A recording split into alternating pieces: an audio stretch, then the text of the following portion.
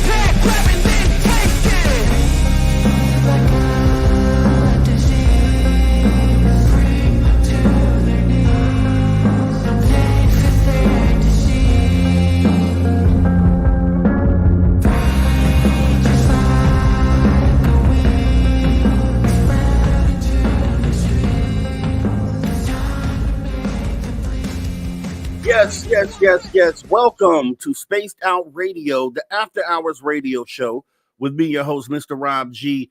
Guys, it's going to be an awesome show tonight.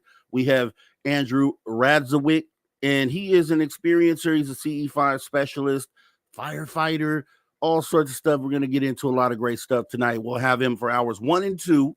We'll have Steve Stockton with Tales Untold Missing Persons Mysteries for hour 3, and obviously, we're going to have Drew Banky with the After Hours wrap up and some UFO weird news.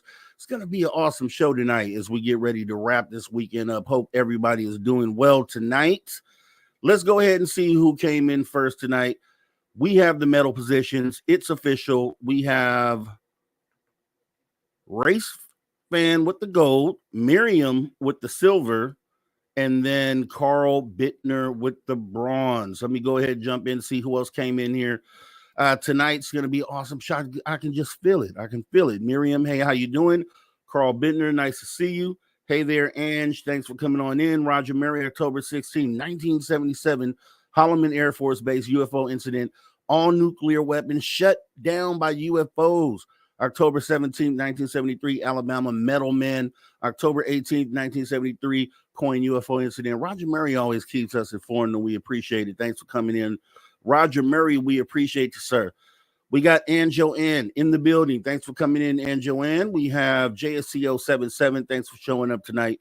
We got Mel WD40 getting us lubed up and ready to get into the show. Appreciate you, man, for coming on in. Kitty Catty Whack, I see you out there. Thanks for coming on in tonight. We appreciate you. We have as well Joe Monk, my guy Joe Monk, winner of the trivia on the Social Dig. Congratulations, Joe Monk. Thanks for coming on in. We got Lars Jansen in the building. Hey, Lars, we got the Perminator. We got, let's see, Paula Foss. Hey, Paula Foss, long time. Nice to see you here. We got Matt Fade. Thanks for coming on in saying, yes, I finally made an episode. We appreciate you being here, too. We got Candy Wolf. Thanks for coming on in. I'm doing great, too, Candy Wolf. Thanks for asking. We got Terrence Wills saying, hello, fellow aliens. Yeah, they appreciate you coming on in. Miss Mary, thanks for showing up. Paramarv, yes. Carl Bittner saying rage. That's what I'm talking about. That's how we get pumped up for the show, get ready to get going. Thanks for coming, Jessica S. as well. and Operation Shutdown. We're getting ready to jump into the show, guys. I can't get to everyone. I will get you in a minute, though. Let's get ready to go and we start the podcast side.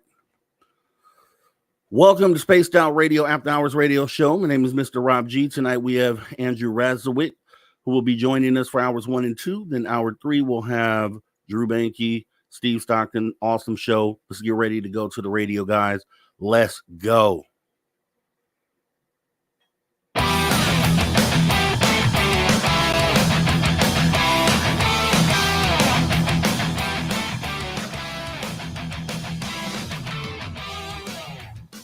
Greetings, space travelers. Welcome home. You just tuned your dial to Spaced Out Radio, the only place where you can own the night. I am your host, Mr. Rob G, and we're broadcasting to you on terrestrial affiliates across North America and digital platforms all around the world. Don't forget, you can access our archives for absolutely free at youtube.com/@SpacedOutRadio. While you're there, please consider hitting that subscribe button. Also, don't forget to follow us on X and Instagram at Spaced Out Radio and that Spaced Out Radio Show. Our website is spacedoutradio.com, where the options are endless. You can stay up to date with the SOR Newswire. Get yourself some official Spaced Out swag. Plus, rock out to the man you hear right there, Mr. Bumblefoot, and oh, so much more. Once again, we're going to have a great show tonight. We have Andrew Razowit, who is psychic medium, C5 specialist, firefighter, long list of things. We're going to get into some great stuff tonight, and we're not going to delay. We're going to jump right on into the show. So let me go ahead and set the stage for our guest here tonight and get ready to get them up in here, guys. I hope you guys are all doing well on this Sunday as we get ready to take it into the week, right? That means no after hours until next Saturday, right? Tisk, tisk. But here we go. In 1999, Andrew Razowit was serving in the U.S. Coast Guard, had a life-changing UFO encounter with 20 other witnesses. Mind-blowing. We'll get into that. This Nimitz-style encounter would eventually lead Andrew to meet Dr. Stephen Greer and learn CE5 method in 2011. We're just going to hold it right there. We're not going to tell the whole story yet. Let's go ahead and get our guest in here for the night, Andrew Razowit. How you doing, Andrew? I'm doing great. Thank you so much for having me on, Rob. Man, I've been waiting for the show. I've been waiting for this show. You know, I've seen you on other podcasts. I'm like, yeah, got to have a conversation with Andrew. Let's get him in here. And you're here, and we're about to do it. So it's awesome. I'm just awesome. So here's how I like to do it. And pretty much with any new guest, first time, we want to know what led you into the phenomena. How'd you get here? What led you to what we're doing right here today? Well, growing up as a kid, I used to watch that TV show Unsolved Mysteries, and I'm sure plenty of people in the chat know that show, and it's making it come around again. But this is back in the day, like the early '90s. I was watching it, and there was an episode on in 1993. I was 13 years old, and I was watching with my grandmother, and it was like a ghost episode. They had like a spirit and a ghost on TV, and I looked at my grandmother, and out of nowhere, I just looked at her, and I said, "Gram, when you go to heaven one day, can you come back and give me a sign like that, like they have on TV? But like, I don't want to see like a feather on the ground or a bird outside. I want that, what they're doing on TV." And she just looked at me and goes, "Okay, I promise I will." And then we never said another word about that. And then I said, well, if she, holds up her end of this, then I'll tell everyone. So fast forward in time, she held up her end, and then now it's my job to share with everyone how this all went down. And I can get into that if you'd like. Yeah, we definitely are going to get into that. That's amazing. You're talking about Unsolved Mystery. That just takes me back. They do have the new version, but it's nothing like the original. I forgot. Was it Robert Stack, right? Yeah. Oh, my God. You're talking about some creepy stuff. I have so many stories of being completely spooked to death after watching one of those episodes, man. I'm telling you. So that's awesome. And I've considered that. That's actually something that, I've been, since I've gotten to the phenomena and kind of understood, and I've had shadow people and all sorts of things we'll talk about, but I now have confirmation that there is something on that other side, another realm. And it's actually kind of good news because I get to go to my elders, like to my mother and to people who wouldn't necessarily believe in afterlife, and kind of reassure them like, hey, there's something there. And then so I've thought about doing exactly what you said there and saying, hey, when you get over there, kind of do something to kind of let me know that you're like here. You know what I mean? So that's awesome that you had the mind to do that so young. And with that being said, so you were opened up to the possibility of paranormal being there based off of the show that you watched. Did you have any actual experience or encounter with anything, early on, or did that just happen later on in life? Well, I had a best friend die when I was 5, and then one passed when I was 13. So right around the time I was getting into Unsolved and everything. So after my friends had passed, I felt that I had some sort of contact. But we're going back to like 1985. Okay, I'm 5. So it's not like I can go home and go to the kitchen table and say, hey, mom and dad, a ghost reel and this and that. It wasn't like that, but I was having something happening, a sighting, a contact, a presence. I could sense something. And then, like I said, when I was 13 years old and I said this to my grandmother, I said this to her and I never brought it up again until 2010 rolls around. My grandmother gets sick. And then after she passed, I was out at a restaurant with my mother in town where I grew up. And a guy came into the restaurant and he walks up to me and my mom. And he said, this is 3 weeks after my grandmother passed. And he says to us, he goes, did someone in your family just pass that had cancer right here on their face? He pointed to the exact spot of where my grandmother had her skin cancer. And I go, yeah. And he goes, which one of you or your mom, who was born on Easter Sunday? And my mom was born on Easter Sunday in 1954. And I didn't know this guy. And he goes, I'm a psychic. I'm doing a reading here at the restaurant. Like, yeah, keep going, whatever, keep going, man. And he kept going and everything was spot on. And that wasn't like, oh, I'm done, I'm sold. No. I waited a year. I tracked the guy down a year later. I got a one-on-one reading, just me and him for an hour long. And at the end of the reading, he said to me, he goes, Andrew, you have the gift, right? I said, what are you talking about? I'm a firefighter. I'm happy, man. I'd been a fireman for like 5-6 years at that point. He goes, no. He goes, you have the gift of being a medium. You're getting messages. You're seeing things around you. I go, okay, what do I do with that? He goes, I can help you interpret the signs that are around and how to process what's going on. I go, okay, show me how to do that. And he goes, come to my studio on the weekend and I train people how to do this. So I'm open-minded, but skeptical, right, at that moment. So I went to his studio on the weekend. I sat in a room full of 20 people I did not know. We meditated for 5 minutes, and then he paired me up with a young lady that I had never seen before. We sat face to face, knee to knee, literally. He goes, okay, just tell her what you're seeing. I looked at her, and all of a sudden, I got this tingle up my spine, like the hair on the back of my neck and my spine was standing up. I could feel the hair raising up. I looked at her, and right above her, it was like a rainbow, but reverse, like a reverse U right above this lady. And it was in black and white. And I started to see images coming in. I say to this lady, I go, okay, I'm seeing a car. It's going down the block, but in reverse, it's hitting a tree and someone's left leg is being cut off. And there's a V above the person. So is this person's name Vinny or Vince? Is there some V connection? The lady looks dead at me and she goes, that happened to my Uncle Vinny. Wow. And that's the first time I ever did anything like that. So I was like, whoa, is this lady being real with me? Or is this like is this a trick or what's going on? And then every weekend I was going there training, doing this. And about 6 months into it, I finally had that experience with someone where I was like, okay, this is for real now. You know what I mean? Something is going on that I cannot explain. I've been doing this now for 6 months. I can't explain this, but there's something going on that we can't, sense with our normal perceptions. Yet when I go into a meditative state, this thing opens up and I see these images.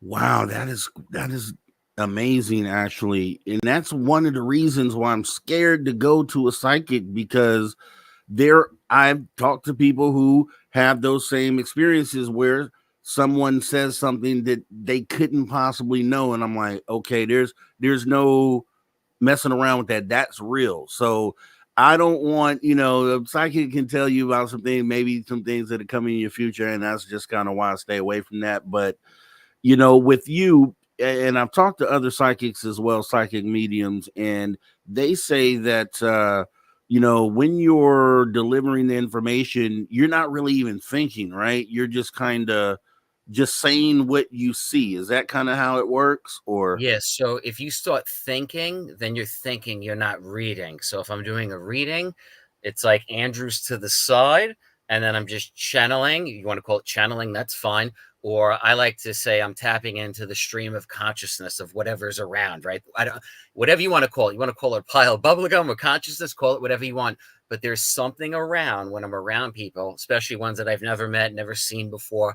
Because if I know you or I've seen you before, you could say, oh, well, you might know something about me. We grew up together, but I've been doing this now for 15 years. That something else is going on. Yeah, people might come to me for, past, present, future things, but then things about their loved ones that nobody can know. And I mean intimate details about people's childhood, things that they've never shared with anyone, things that are not Googleable or whatever you want to call it. So yeah, it's just very fascinating.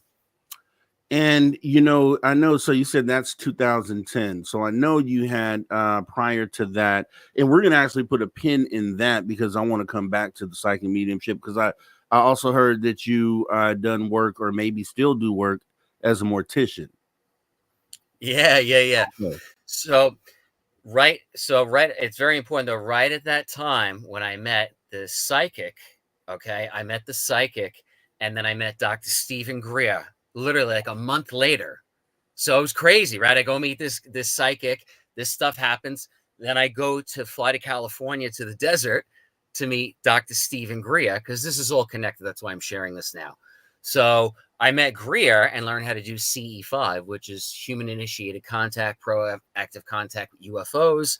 Now, this is interesting because when I met the psychic, he said to me, he goes, Andrew, if you want to communicate with your grandmother or someone that passed, ask for a sign. So I went outside after I met the psychic. I was outside. It was dark out. And I go, Graham, if you're around, if you could hear me, if you could see me, if you could sense me, give me a sign. And I saw a ball of light glide across the sky. So I was like, that's interesting. Is that a UFO? Like, what's going on here? Then I meet Dr. Greer, right? And he teaches me the protocols, how to make contact with UFOs. And the same thing is happening. Go outside, these balls of light are appearing. So for me personally, and the hundreds of people that I've met over the years, I do believe that there's a connection with our loved ones and the afterlife. Okay, I feel that UFOs, our loved ones, the afterlife, these UFOs, I feel that they're all in this space in between, and that when we meditate, we could tap into this realm. Now, just so you asked about the mortician thing, when I moved to Australia, okay, in 2019, so about 5 years ago, I got a job in a funeral home as a mortician. So I worked, and I was working as a mortician. Never did that prior. It was my first time doing it here. Yes, they make contact. Yes, they communicate with us. Yes, it's all connected. And the lady that trained me to work in the funeral home as a mortician was a psychic. Go figure. But I didn't know that until I started working, you know what I mean? And we talked. So everything's connected. You follow the path, you meet the right people, you see all of this stuff is connected. And I had experiences in the funeral home. We can get into that as well, with the dead and the living. And oh yeah, it's all there. And I'll tell you, it's a funny thing because I interviewed Jim White. He's a native Santee Dakota Nation Native American, and I asked him about the UFOs that they would see in the sky, if those were considered spiritual, or kind of how they thought about that.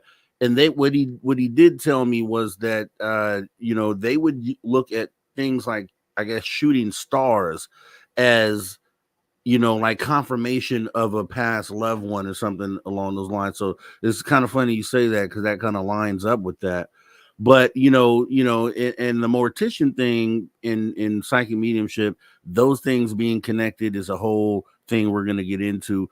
But I notice you have this accent, awesome accent, by the way, and I know where it's from. And you know, I just always been enamored with the East Coast New York sort of accent, and so you kind of embody that really well. But let's go back to the 1999, as I read in your bio here, where you with the Coast Guard, Sure. life-changing encounter, 20 witnesses. Let's hear it. So I was the night watchman on the Coast Guard Code of Durable down in St. Pete, Florida. So down in the southern part of Florida, we used to go and patrol like the Gulf of Mexico, the Caribbean. I'm the lone night watchman on the boat out at sea. It's after midnight. It's late. I'm 19 years old. I'm a kid. You know what I mean? I'm up on top of the boat by myself, and you had to scan the perimeter with night vision goggles or regular binoculars. Anything you see, you report down. You let the officer on duty know. So I see these two round objects in the sky. Okay. And at the time, I didn't know what they were. I just saw these two objects. It looked like one was slightly staggered in front of the other, but they were going at the same pace, but they were slightly at a different, you know, one was just slightly in front of the other one. So I call down, the officer on duty comes up. We're both looking at these objects. Next thing I know, there's several sailors coming up, guys I work with. Next thing I know, the captain of the boat is up there. Now, if you're waking up the captain of the boat after midnight out at sea on patrol, it better be for something important because he don't want to get up. Trust me. So he's up there. I'm looking around. There's like 20 of us. We're all looking, passing binoculars around, goggles. I don't know exactly how long. 10 minutes, 15 minutes. I didn't check my watch because I didn't want to lose sight of what I saw. And I film stuff. Okay. We'll get into that, but I hate filming. Why? Because I don't want to miss the experience. When you see something and you take your eye off and you grab a camera or a cell phone, you could lose sight of it and then it's gone. I've had that happen. It's the worst. The first time I saw something like that, right in the sky, I'm looking, we're all watching these things. These two round objects, they come together. And when they came together, they merged as one, and they didn't shoot off in any direction, no trace, no trail, no sound. They just vanished. So I'm looking at the people next to me like, what the heck? You know, I'd never seen something like that with my own eyes out at sea. I'm in the military, right? And this is 1999. This is pre 9/11. If something crossed the front or back of the boat and they don't radio to you to tell you who they are, we had, but if there was a law we had that we could shoot them down. So people are like, oh, is that a black project or military or what, you know, whatever. I'm like, I don't know. All I could tell you is if it was a secret project, they took a gigantic chance because we could have engaged with them. This is pre 9/11. That would have been pretty crazy to do. And we could have engaged. So I don't know. However, with everything else that happened after and in my life, I think that was just kind of the beginning of things to come. Kind of getting you set up for everything else. So let me ask you this, because obviously that encounter, I'm sure to a lot of people, sounds pretty familiar when we think about the Tic Tac encounter and you know, and also the video the Corbell released with those triangle UAPs kind of swarming the Navy ship. And you would think that those things would be engaged, right? There's something there that says that you can engage. And then that's why I always say, you know, because people will say, oh, those were the Chinese drones that were sent out to swarm. Okay, they would have been engaged then. There would have been some sort of something that happened from behind that. And it was just so weird that nothing happened. That kind of, to me, says that they know it's not adversarial. They know it's not ours. And so then what does that leave us here? So, you know, I don't know. What do you think about that? Well, with all of these disclosures of people coming forward, to me, it's just too perfect. Okay. Like they come, they have these, you know, incredible stories, all these things happen, but you have to have permission to talk about these things. Now, after what I saw, I wasn't debriefed. I wasn't brought into a room and shut down by the men in black. Nothing like that. Okay. Why? Because I talk to guys I work with. They're like, dude, you're going to see hundreds of these things in your career. It's nothing new. It's just people don't come forward and share this stuff. So with these things that are going on with the, you know, the Nimitz and all these things, I know people love Dr. Greer. Some people hate him. As soon as these videos came out, he came out and said, these are skunk works. This is nothing new. They've had these things around. This is not UFO. This is not aliens. This is the real thing. They'll never see the light of day. That I definitely agree with. If we really have the aliens in the windows of the craft, like Lou Elizondo has said, I've seen videos with aliens in the windows of the craft. That'll never see the light of day. That's the real thing, though, if that exists. This other stuff, it's too perfect. And with these pilots coming out, if this was that sensitive, they wouldn't be opening their mouths. Okay, they'd be thrown in the brig, they'd be gone. You wouldn't even get the chance to go on a show and talk. This is how sensitive this thing is because of the technology with the real thing. So with these people and coming out with these stories, I'm very skeptical. Okay, when I met Dr. Gray, I asked him about Bob Lazar. And this is in 2011 when I met Gray. I go, what about Bob Lazar? He goes, I met Bob. He goes, Bob, what he saw? Yeah, he saw that, but it was staged. And they knew he would talk, and he knew he wasn't that credible, and he knew he would share this. He was friends with John Lear, and he did. So they just let him share his story. If they wanted to harm him or do something, they would just mess with him. They would do it. He'd be gone. So that makes sense to me. Once again, these people don't play around. They don't just mess. They're going to come and get you. They're going to get you. So, but I've never had anything like that happen. I don't know. I don't want to do part of that stuff.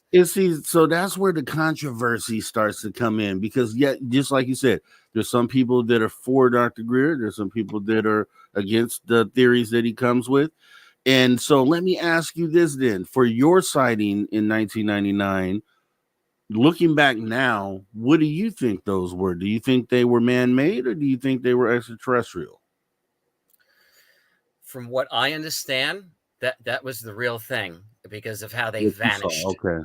Yeah. From and also going back to the time, right? So 1999, we didn't have iPhones and handheld cameras in our pocket. This is a totally different world. Okay, totally different. So once again, and like I said, the after effect and what happened, guys are like, oh man, I've seen tons of things like that. I was never formally told, hey, this is what you saw. However, I was never formally told either, don't ever share what you talked about. So that's why I'm sharing it. I would respect if someone said, hey, if I got debriefed or something like that happened, of course I couldn't share it. So that didn't happen. And with the irregular movement, right, how they came together, just vanished like that, no trace, no trail, no sound.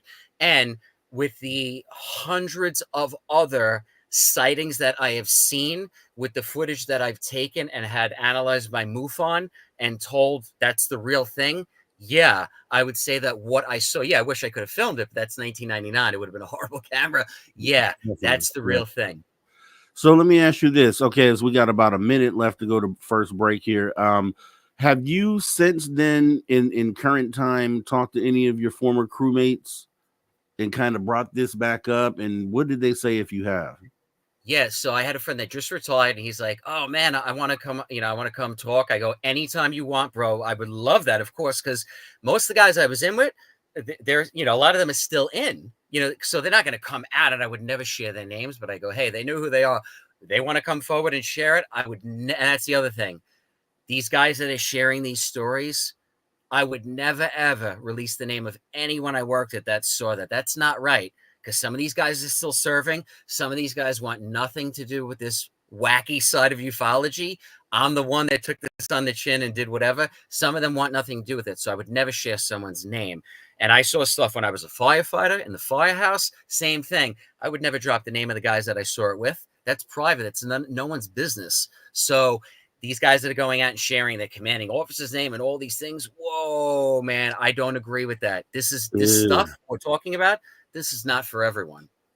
Okay, and that's a perfect place to end right there as we get ready to go into our first break. First 30 minutes went really quick here with our guest, Andrew Radziwiłł. We're going to get into some other stuff. There's a long list of things that we have to talk about tonight. You guys want to make sure you don't go anywhere. Stay right here. The After Hours radio show right here on Spaced Out Radio. We'll be right back.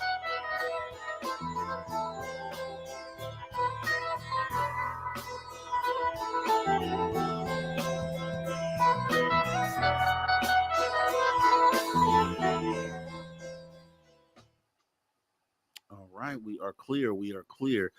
Yeah, good stuff, Andrew. Good stuff. I think we're on a good track right now. And so here's what I would like to do, because I know you have some videos on your channel of some objects. Are we okay to show some of those tonight? Oh yeah. Show whatever's there. Yeah. Okay, so what we'll do is we'll show them during the next. Actually, I might have one queued up right now. From Yeah, YouTube or Instagram yeah, or what? YouTube. YouTube. As we have, we were able to show these during the break because the radio audience isn't tuned in right now. So, let me see if I can bring one up here.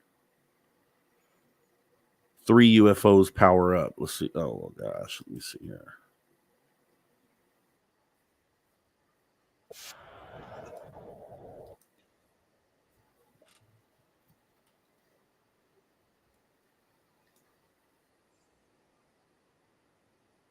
I'll have to mute that. Let's see.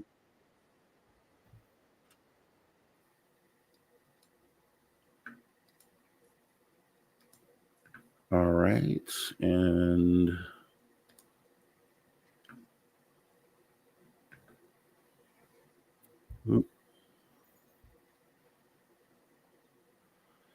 yeah. So, what is this we're looking at here? This did you So take this? yeah, there's one actually. This is a good one. If you go down, it says "Watch as I summon UFOs." Okay, let me see here. And it says "Watch as I summon UFOs and have them professionally analyzed." That's a good one to share. Where would I find that at in Keep the going short? down. Okay. Yeah, keep going down. It's that's under videos. Okay, it's It's on 2 hold. minutes, 2 minutes and 34 seconds. Yep, keep going down. Keep going. Yep, right there, the green. That's it. Green. Okay. Yep, that green, and then even that. Yep, that's fine. Because that's analyzed too. People could go, "Oh, how do you know it's real?" and blah blah blah. You know. Is there any copyright music on it? All right, not bad. It was a minute. No. Okay, good. Nope. That's it, bro. Right there. Yeah, so there's a reference. That's the plane to the right, guys, and that's the craft in the background. I don't know, man. That's weird. It might be. Wow, see those lights for the all white? Yeah, there's no navigation, normal navigation lights on it. That's a military plane, bro. That's They're all the same coloured lights. Usually got green and red, yeah. or blue and red. Look at that thing cooking Whoa! right there, bro. Get it. There's some serious right. Now, it's the size of Sirius nearly. Wow. Look how fast it is. That's turning, man. Look at it turning. Man, that's doing a loop, like a U-turn. All right, not bad. I was a minute off. 8:54. That's it, bro. Right there. Craft right here, bro. Right here in the sky. Big yellow. Whoa, man. Get that. I've got it on here. It's behind the tree, but there it is. Man, that is massive. Coming, bro. It's coming. That thing, that's a fucking mothership, bro. Look at the size of that thing. He grab this. Grab this. Grab this. I'll get the good one. What did I ask? Show yourself in the sky and on the ground in a way that's safe. That is enormous. That is huge. Bro, that's the biggest craft I've seen in a long time.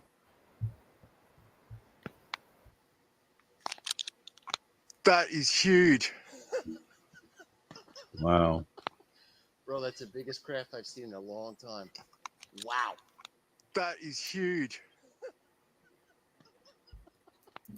Bro, that's the biggest craft I've seen in a long time. Wow.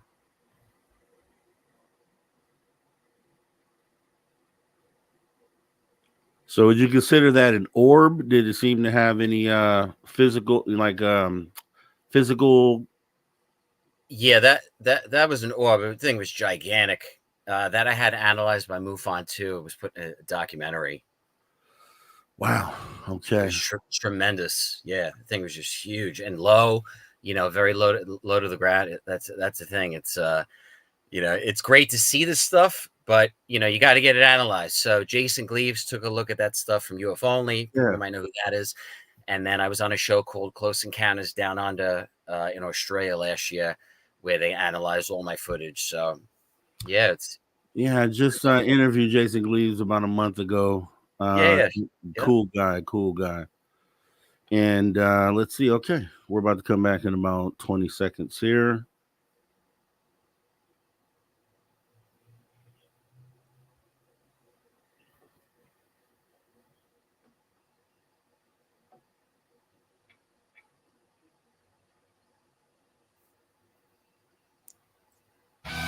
All right, everyone, welcome back to Spaced Out Radio, the After Hours radio show. Coming back here with our guest, Andrew Radzowitz. Yeah, we're going to be getting into some great stuff. As I said, UFO experiencer, former firefighter, CE5 specialist, psychic medium. We're going to get into all that and more. If you're on social media, don't forget you can follow us at any time at Spaced Out Radio or at Spaced Out Radio Show. Please give us a follow. Consider doing that as we get back into the show. So, okay. So you're a firefighter. So is this in the same time frame as the Coast Guard or? So I got on the fire department in 2006. Okay. So after the military. Okay. So with that, and we'll leave off with the end of the sighting. So you said that you that you talked to one of the crew members.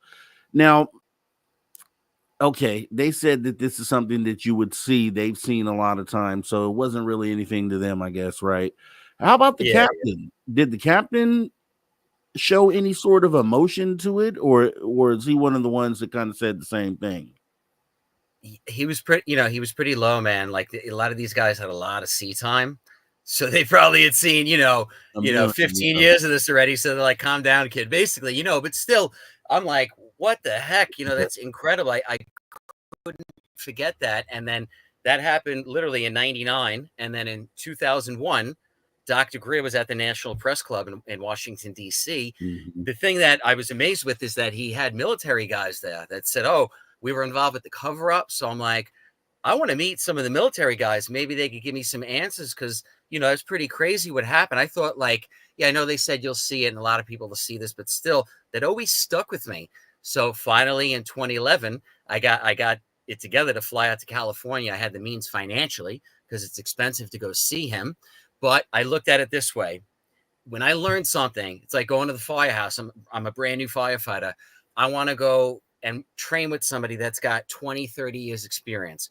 I don't want to go to a guy that's got 6 months and, hey, show me what to do. So Greer already had 20 years doing CE5. So I'm like, if I'm going to learn this, I don't care what it costs. I want to go learn the right way. I don't want to try online and do it half-ass. So I flew out to the desert in California with my partner at the time, who was a New York cop. We flew out for a week and we learned the protocols. And then since the time of meeting Greer, we have had contact nonstop since then. Not every day, but any day that we go out and try to do CE5, yes, we're able to do it. It's very easy. Greer just basically said, as long as you have a childlike, a Zen mind, beginner mind, like a very green type mind, go out and put that out. And when you do that, you meditate, you'll attract that in return. And you won't have any men in black or evil aliens coming to abduct and probe you. And I haven't had anything like that happen ever. It's been all incredible. I've had great experiences since I met Greer in 2011.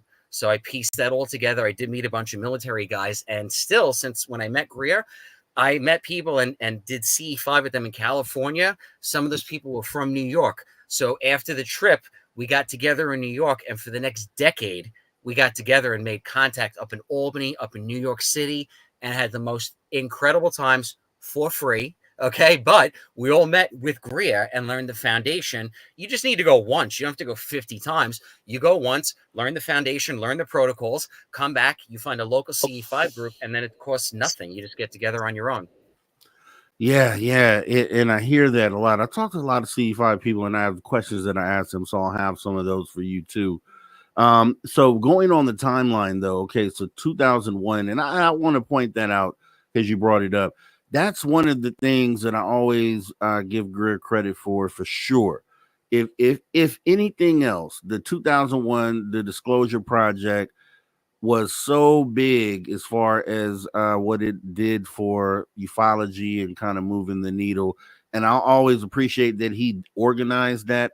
A lot of people say, oh, yeah, he had really good intentions then, but then they get into the C5 stuff and then that's where a lot of people have, their critique as far as that goes. And we'll kind of get there in a moment. But going after that, so you see the Disclosure Project. I don't remember when, in the moment, I wasn't aware of it. So I'm not sure how much it moved the needle in that time. But going into 2006, when you became a firefighter, you said before the break that you had some experiences as a firefighter. What type of experiences were those? So I was a firefighter from 2006 till 2019, till I moved to Australia. I'm currently in Melbourne, Australia, but we'll get into that eventually. So basically, while I was a firefighter, though, I had this one encounter in particular. I had a couple events that had happened at work, but I'm getting into the protocols with Gria. I'm doing psychic training right around 2011, right? And then on. So around 2015, there was just one fire in particular. We went to a fire. As we're getting there, it's on, right? I'm hearing that there's people trapped. We're having water problems. It's bad, okay? And at the time, I had about 10 years on the job. So this did not happen day one. This is about 10 years into it. We're going to the fire. We're getting there. We're rolling up to the block. We're getting our stuff together. I get off the truck, and I look straight and just to the left, and I could see what looked like a, those sparklers on 4th of July, like the Chinese sparklers people wave. I saw that just to the left, and it had like this purplish haze, this outline, but I could hear my grandmother's voice say, "Andrew, do not go in there." This only happened once in my entire career, this night. So I'm getting my stuff. I'm grabbing all my stuff. Now, I'm meditating daily, okay? So I am in tune. This isn't like, out of nowhere where I might have just ignored this. I'm glad I was meditating daily and doing C5 and doing readings, because if I wasn't, I might have just been like, what? That's crazy, bro. No, I'm like, okay, that means something, right? So we're getting to the front of the building, and I'm thinking, how am I going to tell the guys this, that, we can't go in? So we get to the front of the building, and the chief comes over, and he goes, ladder 119, you're going in the top floor. So I turn next to me, and there's a guy who's a probationary firefighter. He's got the orange patch on his head. I'll never forget it. I looked at him, and the guys are behind me, and I go, hold on a second. And the young guy goes, what? I go, just hold on. And I'm like, I can't even believe I just said that, because you don't disobey a direct order, especially at a fire. You know what I mean? The people are trapped in there. Literally 30, 40 seconds later, fire blows out of that top window on the 4th floor. Boom, out of all the windows. The floor we were just ordered to go into. Now, it just happened to be later. We looked online, we saw news reports later. Somebody happened to film this. Somebody was in the street. They had a camera. They actually have the fire blowing out of the windows. December 26th or 27th, the early morning of 2015. You could look up the fire. Unfortunately, it was horrible.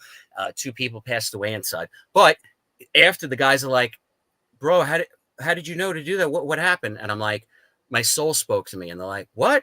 I told them eventually what happened, right? And some guys are like, cool. Other guys are just like, whatever. And they just went about what they were doing, They're like, whatever, that's Raz, he's a weirdo. Meaning they knew I was into UFOs. They knew I was doing readings by that point. It was not like, okay. But most guys, just like most people don't care. They're worried about whatever else they're doing. Like, whatever, man, as long as we're still alive, right? That's all that matters. Wow, that is insane. When you said that, I'm thinking of the movie Backdraft, right? Where it was similar to that. That's what it sounds like. Wow, that is amazing. And I want to thank you for your service, though, as a firefighter, man, because not a lot of people would go towards a fire, man. A lot of people want to get away from one. So and appreciate you doing that, man. Thank you. And I just want to share, too, with the listeners, if people have no clue who I am, with coming forward with this, I'm a 3rd-generation firefighter. My dad got on in 1981. My uncle Jerry got on in 1956. For me to come forward and share this stuff, my dad is not like this. My uncle Jerry is definitely not like this. So to come forward and share this is a gigantic deal. I did not have to do any of this. I did not have to share any of this. I could still be working in a firehouse, doing whatever. But it was so important to get this out and share what's going on, because now it's commonplace. Anyone could share this. But this was a gigantic thing. And people always ask, were you on for 9/11? I got on after 9/11, 2006. Mm-hmm. But my dad was working down there. My dad was down there when the towers fell. And my dad's engine company was walking down the block to the World Trade Center, and a person jumped out of a window and killed a fireman that they were walking with named Danny Sir. You can look this up, Danny Sir. Oh, Danny Sir saved the lives of the engine company in my dad's firehouse. They all started reviving him. And as they were reviving him, the first tower fell. True Wow. story. So yeah, this is deep, man. I saw that happen, and I knew the first thought I had was, I wish I was in there helping. That's what I thought, and then I trained to become a firefighter after and got on in 2006. Wow, man. Salute to your father too, then, as well, being there in the moment, going into once again and towards the building instead of going away from it, man. That I'll always give shout out to police officers and firefighters and military servicemen, because they do the jobs that most of us won't do. So that's awesome stuff, man. Really shout out to you for that as well. Yeah, so I know the story goes, when you talked earlier about the mediumship and how you kind of came into that. Talk about how you ended up meeting our friend Mary Rodwell and how that all tied into that as well. So all of this is going on, right? So you're talking around like 2016, 2017 time right now, and people are starting to come forward. There's like, the New York Times article was right around this time, but people are starting to come forward, right? People are talking. I'm online and I'm just sharing my story, right? I'm trying to talk to people. A guy goes, "Hey man, why don't you come on my show? I'll interview you." This guy named Michael Harrell. I go, "Yeah, sure, man." And Mary was on his show. So I go, "All right, I'll share my story." I had never come forward prior. So this guy is interviewing me and he goes, "Andrew, you're turning blue." I go, "What?" He goes, "Turn your computer around." So I did. And as I was talking, sharing my story, some phenomena, something was going on. And it looked like I was literally turning the color blue. So he goes, "Get out of the room and come back." And this is crazy. There's something wrong. I'm like, or I don't even know how to operate this thing. It's a laptop, but I'm not that tech savvy. You know what I mean? Maybe there's something wrong with it. I don't know. So I leave, I come back. It's happening. Well, it happened for a couple hours. This guy interviews me. Mary Rodwell sees the interview. She goes, "I need to talk to you." I go, "I don't know this lady, right? I'm in New York. I'm in Brooklyn, living on the beach right near Coney Island." So she contacts me. She goes, "I'd like to do a regression on you." I go, "Okay." So she did a regression on me, and she goes, "Andrew, during the regression, you were turning blue. That same thing happened." I go, "All right, what do I do? I can't go to a doctor as a firefighter and go, 'Hey, I'm turning blue,' when I talk about my psychic and UFO experiences. They'll put me in a psych ward." Yeah. Like they really will. This is no joke. You can't say that stuff at work, man. That would be next level. You know what I mean? I'm turning blue. Whoa, hold on. So I'm like, "What do I do?" She goes, "You need to find an immunologist." I'm like, "What?" I don't know any immunologists. But then I'm like, wait, actually, I do know one. So I'm like, I know Dr. Gary Nolan through Diana Pasolka and some other people. Oh, So wow. I contacted Dr. Gary Nolan, needle in a haystack. Maybe he could help me. I just shared what was going on. He wrote right back to me. We Skyped. We talked a bunch of times. And he goes, "Andrew, you're not crazy." He goes, "What I think is going on is in our brain, there's another brain. We call it the antenna." He goes, "And what I think is going on is," he goes, "you're strengthening the antenna." Now, some people can strengthen it through an out-of-body experience, a near-death experience, UFO contact, like, all these things, seeing a spirit. He goes, "We don't really know how it happens, but there's people we call antennas that they have a lot of contact. They attract it and vice versa. It's like the UFO phenomenon knows that you have this antenna or you're an antenna." He goes, "I think that's what's going on with you." He's like, "Does it run in your family?" I'm like, "Yeah." So he's like, "I think that, you possibly could be activating some junk DNA. We don't understand, right, the depth of what DNA can do." So I was like, okay, thank God that happened, because I was trying to get advice from people online. And it was horrendous. People were like, "You're nuts. What's wrong with you? You're a disgrace. You're an embarrassment." I'm like, I don't know what's going on, man. I'm just trying to get some answers. And people are telling me to just don't even go there. And I want to be clear. This is well known and well established researchers and people in ufology, people that I thought were well established, telling me this. They were trying to disparage me to try to get me to not share my story. I've realized now, but I had no clue. Thank God I found Gary Nolan, Mary Rodwell, and some real credible people. Ralph Blumenthal at the Times. I found some great people that were able to take care of me and guide me in the right direction. Wow. So what did she uncover in the regression? Are you willing to Yeah. share? Of Of course. So I didn't want to do it at first, right? I'm like, oh, I don't want to daydream. I don't want to fantasize. During the regression, number one, I recorded it. So I have a recording of the whole thing on video and audio. And as we're going, I'm like, I'm describing to Mary, I said, there's this woman, she's all blue. I feel her presence near me. And she's telling me that in a past life, she was my mom. And I'm describing her height, what she looks like, everything. And I said, there's water. I drowned in water. And this lady is telling me that she was my mom in a previous life. And she was upset that she couldn't save me. So she's trying to make contact with me now in this life. And that's part of my ancestry from Arcturus. I'm just spitting this out. I'm saying this, but this is really what's going on. But after the session, I call my mom. And my mom is not into this, okay, at all. She's like, what are you doing? I'm like, oh, I just had a regression done. She's like, what's that? I explained it to her briefly. I said, oh, that's where you see things that happened in previous lives and things like that. She goes, oh, yeah, you know what?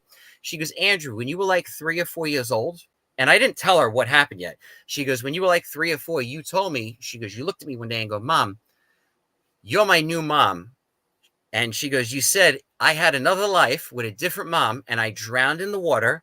I went up to heaven. I met Jesus, but now I'm here and you're my new mom. She goes, and you never said anything like that after, and we weren't going to church. We weren't reading Bibles. And she goes, I never brought it up again because I just thought, oh, I don't even know what to make of that. This is 1983, okay, when I said that. Yeah. But I'm like, oh, my God. Now I'm looking at it like, wow. So I look at the tape after when I met Mary and I recorded everything. I look at the tape after, and as I'm explaining, this blue woman, right, this woman that's blue, that's tall, there's a blue apparition standing behind me. Wow. And you still have that video?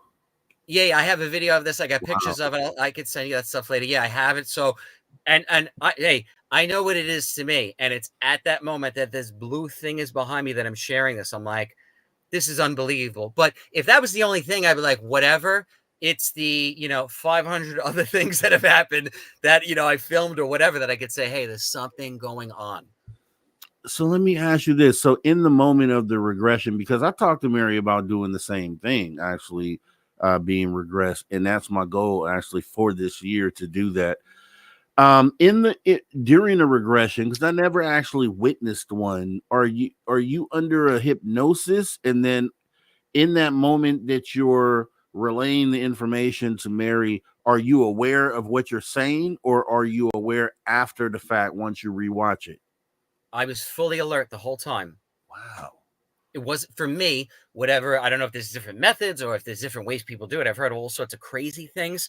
And that's where Gary Nolan, and when I met Gary Nolan, Gary's like, Andrew, do you mind if I share your story with Jacques Vallée, Kit Green, all these people? I'm like, of course. I want to get answers. You share it with whoever you know. I just want to get answers. And I remember hearing Vallée several times say, be careful with the regressions, because they've done studies that were all nonsense. So I just did the once with Mary, but I remember everything. I remember when I was there, I wasn't in an altered state. I was fully alert. I was there. I felt like I was in control. But if you went to somebody else, I personally, I'd only let her do it to me. I did it the once, and I did it one other time. I did something similar with her, and I'll share that with you after that. Oh my God. Even more powerful than that one encounter. But that's it. I don't really want to mess around with that. I want to be careful with that. I've heard that. And I always bring that up to, regression specialists. I say, some people say you shouldn't get regressed. Some people say it could really detrimentally affect you afterwards in a negative way. But then some people say, no, there's nothing to worry about. It'll be fine. Some people think that you may get false memories implanted during the regression as well. I don't know. I've never done it, so I can't say. You know what I mean?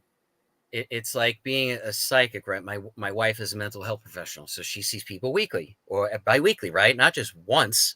You don't just dump everything and leave. So when I read somebody, if something comes up that is really traumatic or, really heavy, I would never, ever just say, all right, see you in a year or whatever. No. You can't do that to somebody. That's unethical. At least I was trained that you don't do that. You want to make sure that somebody has resources to go to, someone to follow up with. I don't care. I always say, I don't care if it's me, my wife, or someone in the yellow pages. Do not just go home and go, oh, I'm good, I'll figure it out. No. When you bring things up, when things come up in a reading, you need to follow up. You need to process that. because it's deep, especially when traumatic things come or things that you are like, I don't even know what that means. I just got regressed. So someone that does it will check in with you. When I got regressed by Mary, she had said to me when I met her, she's like, I want to study you. So even though I just got regressed once, I checked in with her for, it's been years now. You know what I mean? So she would never leave anyone hanging. You don't ever, if you're a medium or a professional or whatever, I always look at it. You don't leave someone hanging. Anyone comes to me for reading, I always say, hey, you could text me, follow up with me, check in with me. Don't leave that stuff hanging. What did that in the end? So after you had your follow-ups, like, and you've had your experiences, obviously, by that time as well with CE5. How did that going through the process of regression and getting, completing it? How did that add to your understanding of everything? Did that do anything for you, or what? How did you walk away from that? This is crazy. So the first time I met Mary, right, and I did not know her, I said to her, I go, I don't know you, but I see you and I together, and we're talking about experiences, UFO encounters, things I've gone through together, and we're sharing this, whether this is on TV, we're getting this message out to the masses. This is in 2017, I told her this. I just met her, and I'm like, she's going to think I'm nuts saying this because I don't even know this person. Well, last year I was on a TV show called Close Encounters Down Under. I share my story, and then right during where I'm sharing this, right after me, they go to Mary Rodwell to analyze my experiences. Wow. They didn't tell me that. They didn't tell me. And I'm fine with that. But I go, that's crazy. Because when I met her, I go, I see you and I really getting together. I don't say that to everyone, but I go, I see us sharing this and getting this message out. We did that. That did happen. That's a fact. That's synchronicity, man. That's exactly 100%. what that is.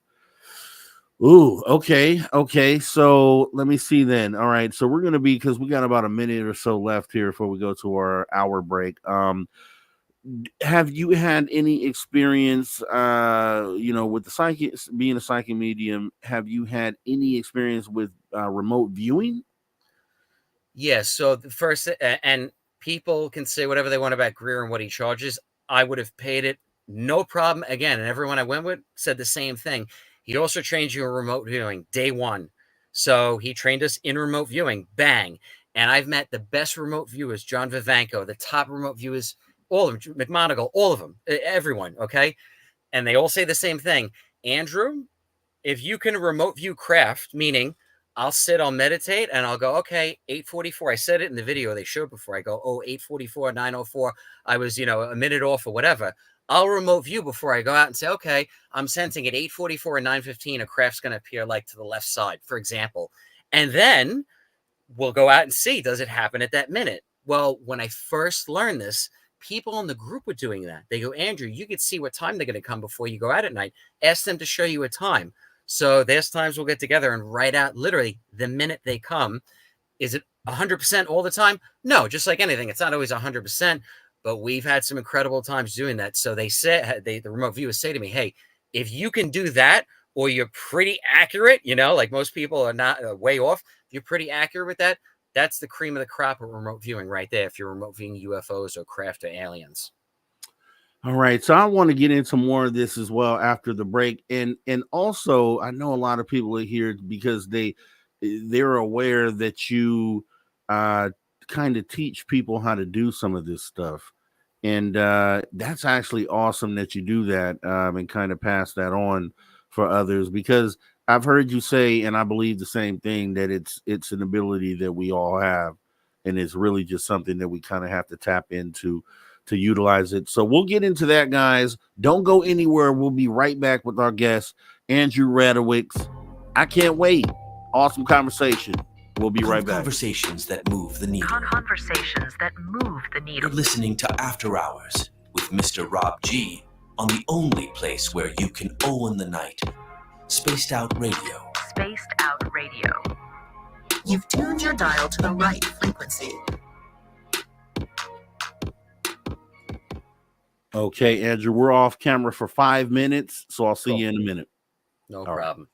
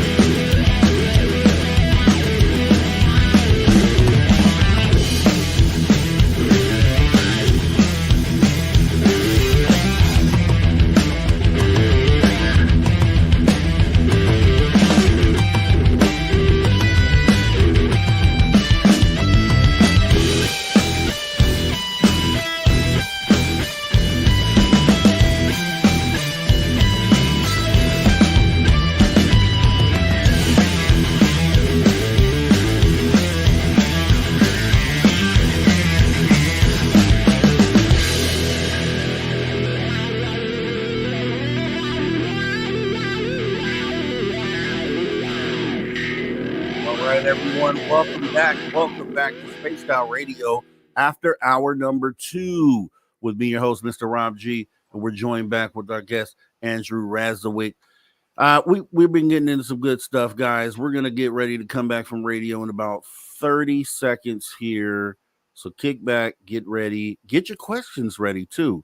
Make sure you put your questions in caps so we can pose those at the end of this hour. I would appreciate it. And yeah, we're going to get into it here in just a moment. 10 seconds here. Here we go.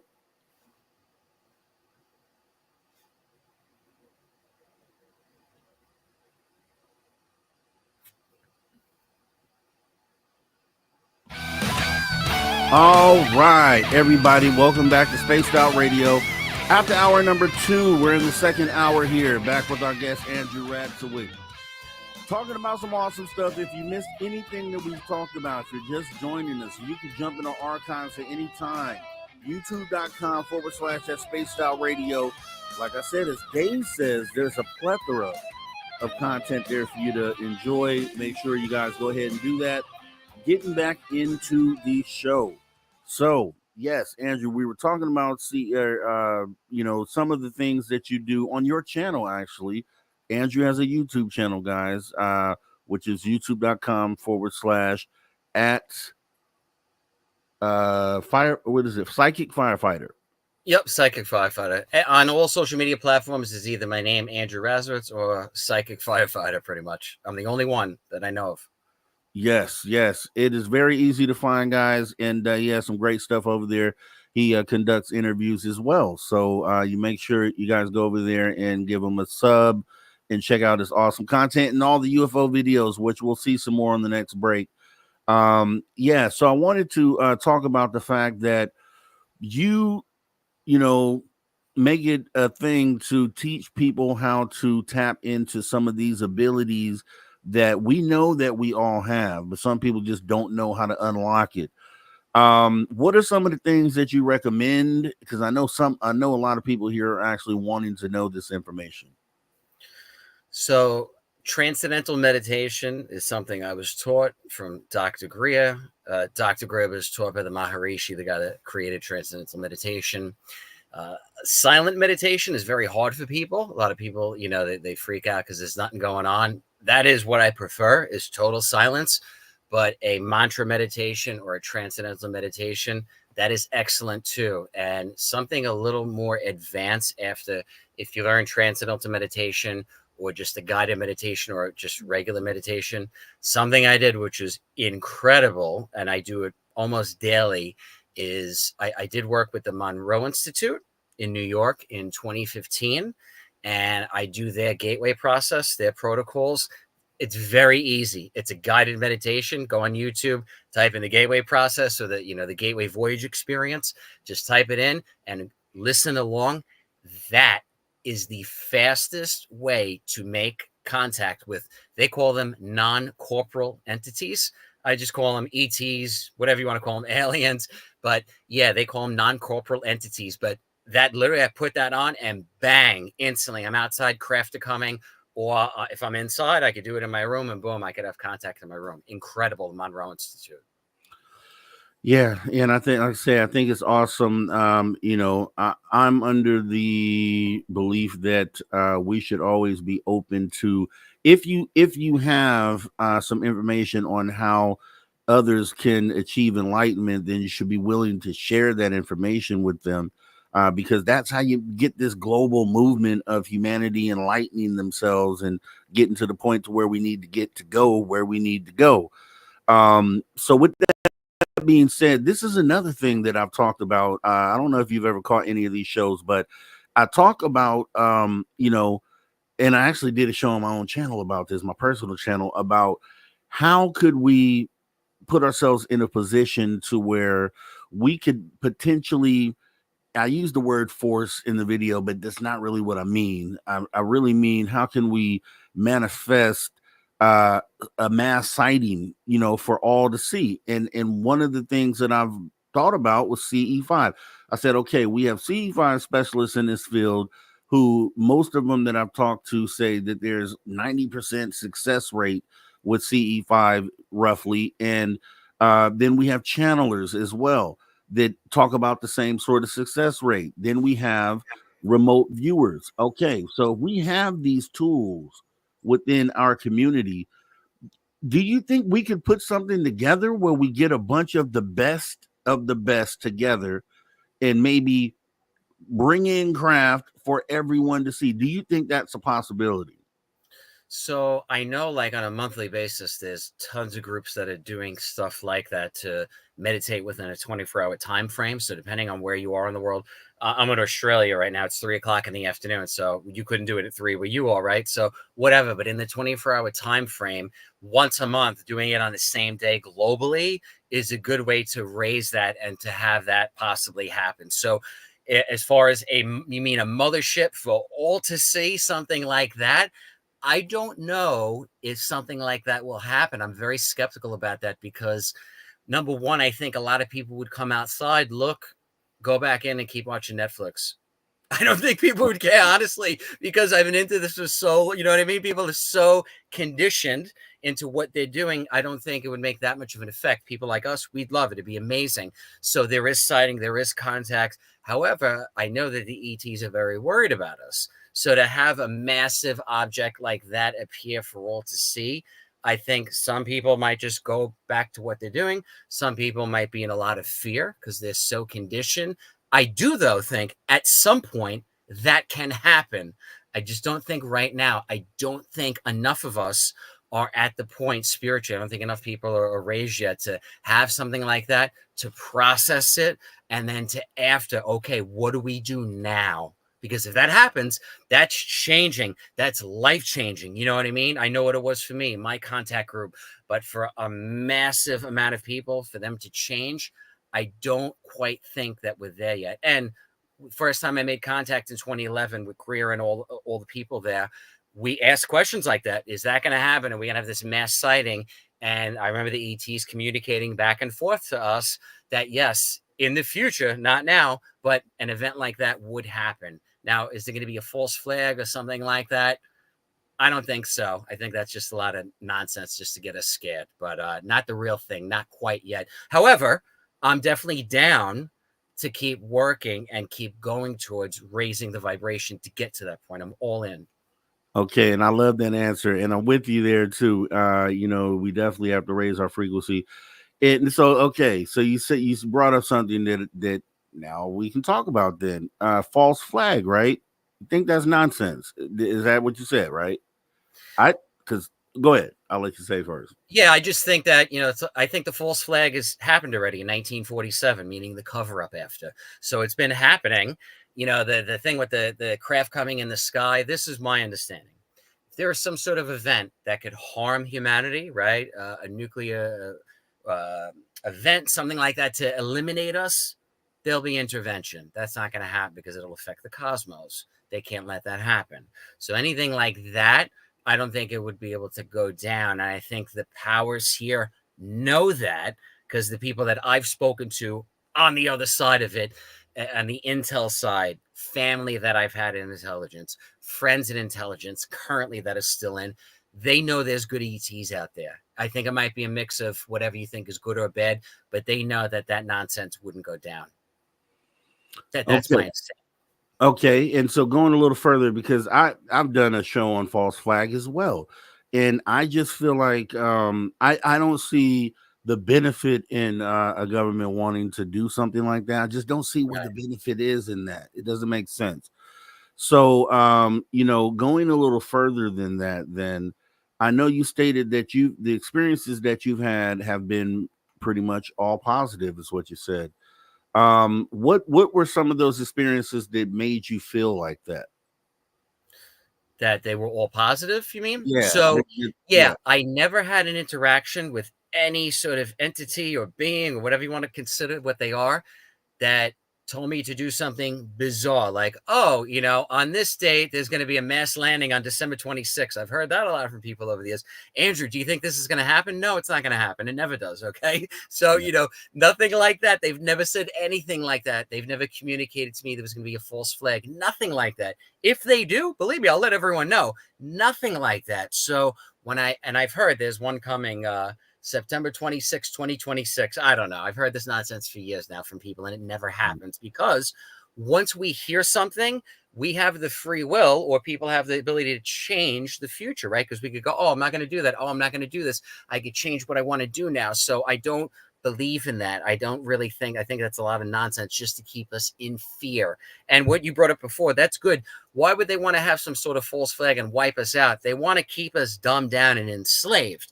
That's not going to do it if they wipe us out. We're going to be gone. What would be the point? So no, but the fear, the threat of, oh, there might be aliens here. We don't know what they are. We don't know where they're from. We need to weaponize space just in case. And you think if there was a civilization 100 years more advanced, you don't think that their technology would be light years ahead of that? Like, come on, wake up, man. They know that. So it just shows you, my parents and people that came before me, I know you want to believe in government. I know you want to trust in someone that they're going to look after you.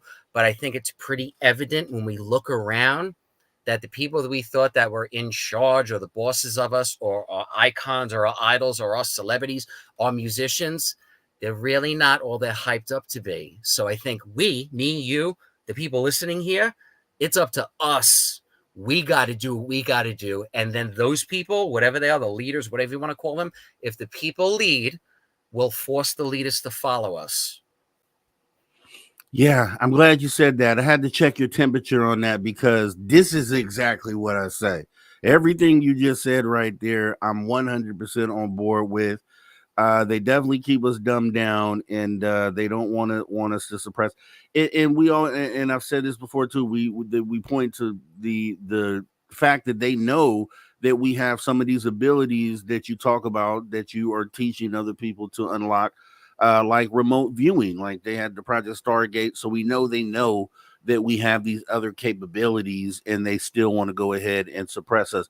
And obviously they want to hold on to power, which is why they don't want to disclose the alien presence, because things change after that, in that moment of disclosure. So I have to ask you then with that, and this is a question I do ask a lot, is what would you be okay with catastrophic disclosure, or are you okay more with the government's controlled disclosure narrative? Which way would you prefer?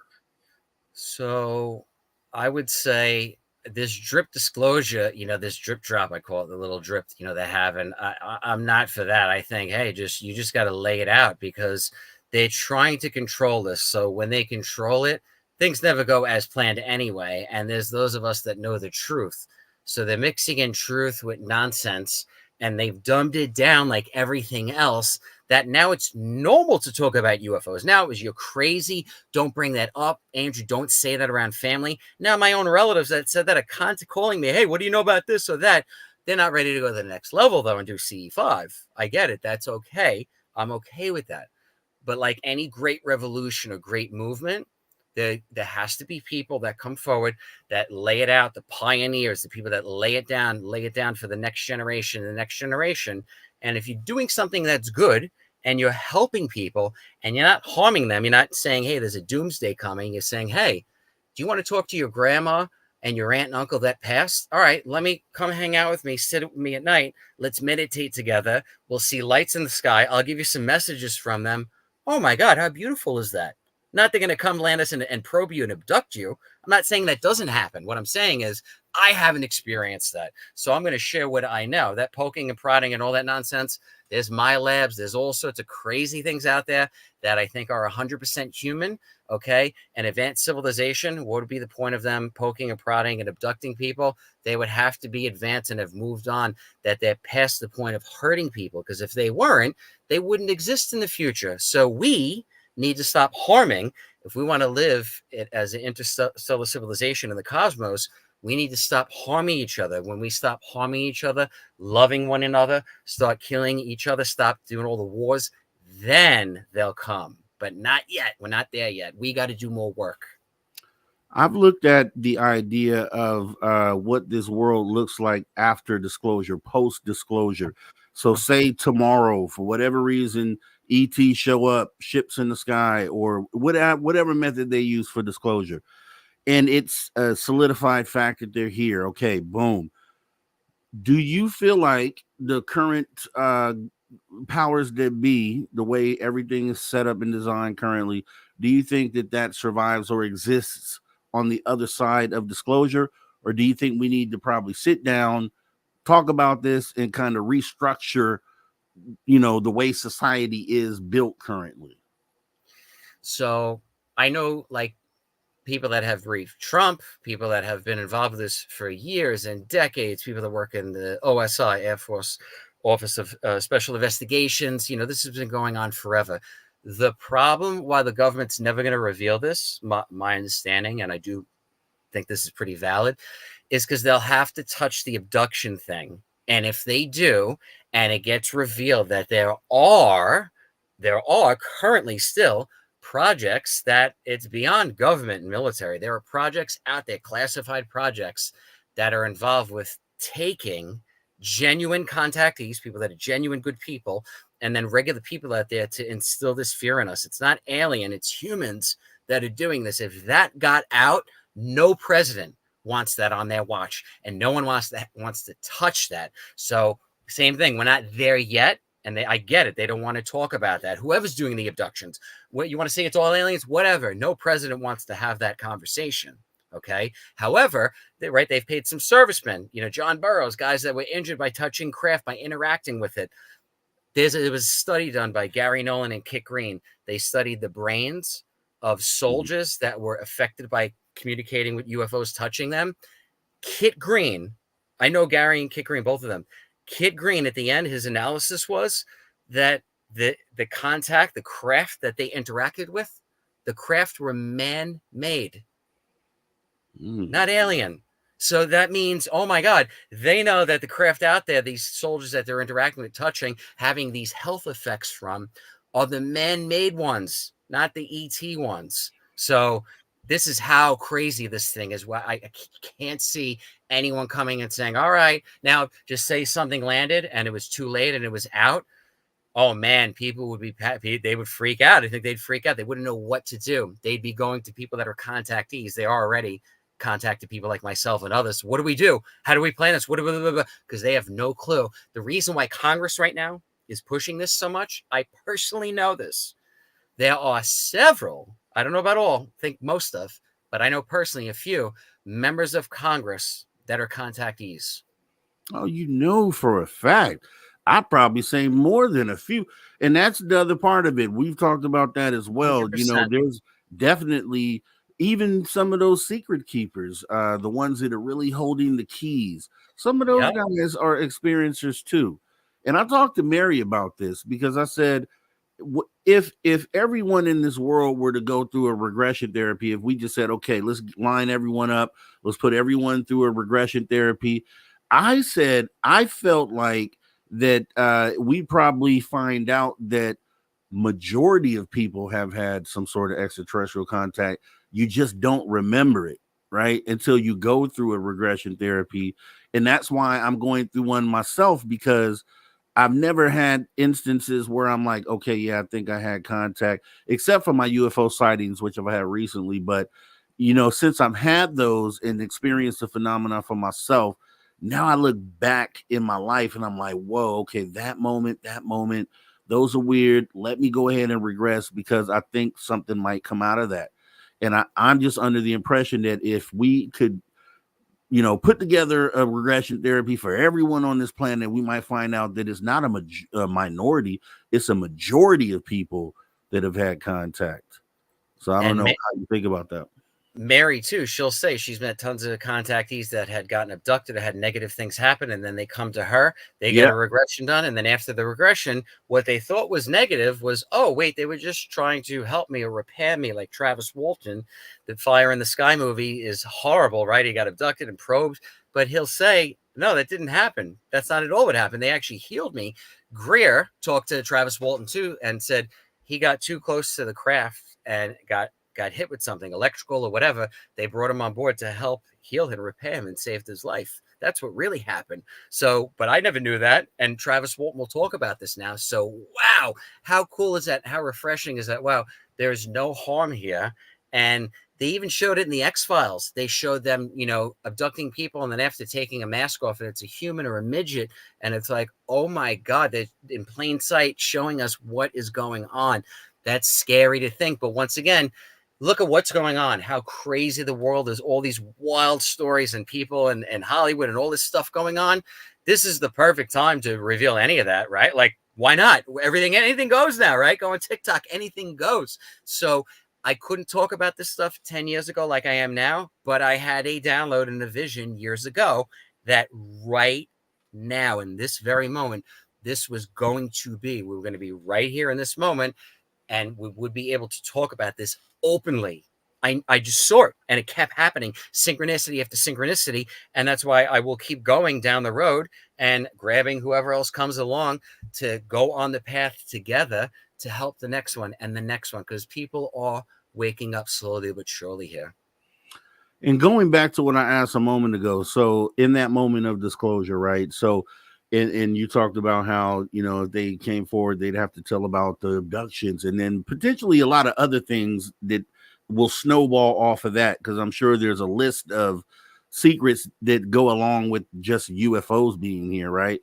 So, okay, so say that's all out on the table, which we know it'll never happen, but just say they did. Say this, okay, guys, yeah, we had this, we did all that, and they lay it all out, okay? And then we're like upset, but we're like, we have to move forward.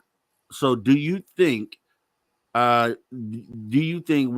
would have a world where we would forgive the governments of the world and allow them to continue being their power structure in the future? Yes. So what'll happen is, if this is going to sound crazy to someone that's not doing this. Now, when I was a fireman and I started getting into meditation, I would say, that's nuts, I can't do this. However, when I met Greer, he told me, he said, Andrew, you'll keep meditating, you'll keep opening up, and you keep remote viewing, you will see what other people are doing. You'll be able to get a little peek. So Greer told me that he was remote viewing people that were trying to harm him. He was given cancer. That's what he claimed. But he said he was able to remote view after and see who did it. So instead of harming them or whatever, he said he actually prayed for them to give them forgiveness and show them compassion. The exact opposite, not, eliminate them. So I'm like, wow, if somebody that was given cancer or harmed, can say, give them compassion or whatever, same thing with disclosure. That's what we're going to do. When this happens, we'll show them compassion. Okay. Because once again, if you don't know, you're only going with what you know. And I believe that some of these people in government, they just don't know the whole picture. But if they sat with someone like you or me or a group of us, because I've done this before with them, they'll go, oh my God, that's what it is. I just didn't know that, Andrew. I've been given all these briefings and it's all this crazy stuff and I'm terrified, but that makes sense what you're saying, so it's what you're exposed to, what you know. You only know what you know, right? So yeah, we got to find it in our hearts to forgive one another. And then the ETs will see that. And that's when all of this can really unfold. Yeah, I'm with you on that. Yeah, because I feel like they don't agree with the structure that we have currently. I don't think that they agree with the few ruling over the many. And I think I talked about this last night, but I just think they don't agree with that. I think they're way past that, and they look at that. And I threw some other theories out there as well, though. And we'll talk about that because we're coming up on the break here in about 30 seconds. Guys, so we're going to be getting ready to almost wrap this thing up with Andrew tonight, and I want to make sure you guys get your questions answered. I didn't see any come in yet, but make sure you guys put them in caps in case I missed any of them, so we can get those posed as we get ready to do this. So yeah, and also I want to also, and we're going to get into as well after the break about the psychic mediumship, and then the ties to being a mortician, because I know that has to be just a wild thing to be a mortician and then to be able to speak kind of to the other side. So with that being said, guys, don't go anywhere. Make sure you stay exactly where you're at. Get your questions ready as we get ready to come back with our guest, Andrew Radzowicz. Stay right there, right here, Spaced Out Radio, the After Hours radio show.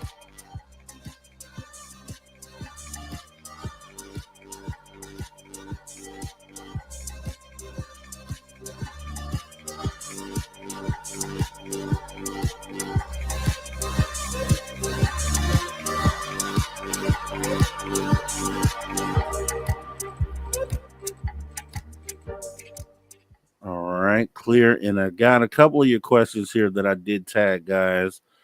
So keep them coming, and we will pose those after the break. Let's bring up some more video goodness here. Let's see if I can bring this back up on the screen here.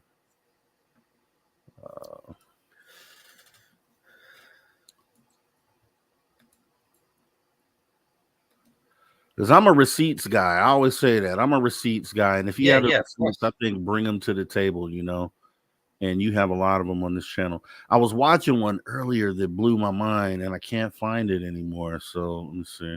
All right, can you see the page? Which one do you want to show? Let's see. So yeah, where it says orb gliding there next door to my neighbor's building, right there. That's a goodie. That's when I lived in Coney Island. So you could see how low. That's a 7-story building. So see how low that is to the ground. That's just above the 70 feet there. That's so low to the ground. Just a solid, that should be the solid object just gliding. Okay, these are the rooftops of the buildings. Yep, and those are 2 orbs there. Yep, wow. Right there. Yep, okay. Those are 2 orbs. They'll move, they'll just glide across nice and slow. But that's the real thing. I filmed that in like 2017. So this is before drones everywhere. And that's New York City, which is a restricted airspace. You cannot fly anything. No drones, nothing. That's right on the beach. That is not a drone. You can't fly a drone there. It's illegal. But these things would come one after the other all night. That's 2 of them right there. Solid, no sound, no nothing. Just low to the ground. Incredible. That's a typical example. I go outside, I'll meditate, and I'll see things like that. Solid illuminated objects just gliding across the sky like that, one after another. But that's 2. That's good. It's hard to find. And that building right there, that's 7 stories. So not that high up, And I know you had one, as that one comes to an end here. Yep. You had one that was, I think you were saying in the video that it was powering up. Oh, yeah. Go to that. Yep. Where was that one at? That's the one I was looking for. It might be this one. No, I don't think it is.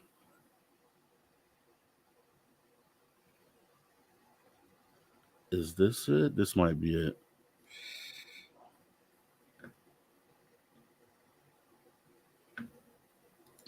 Wow, look at the size of that.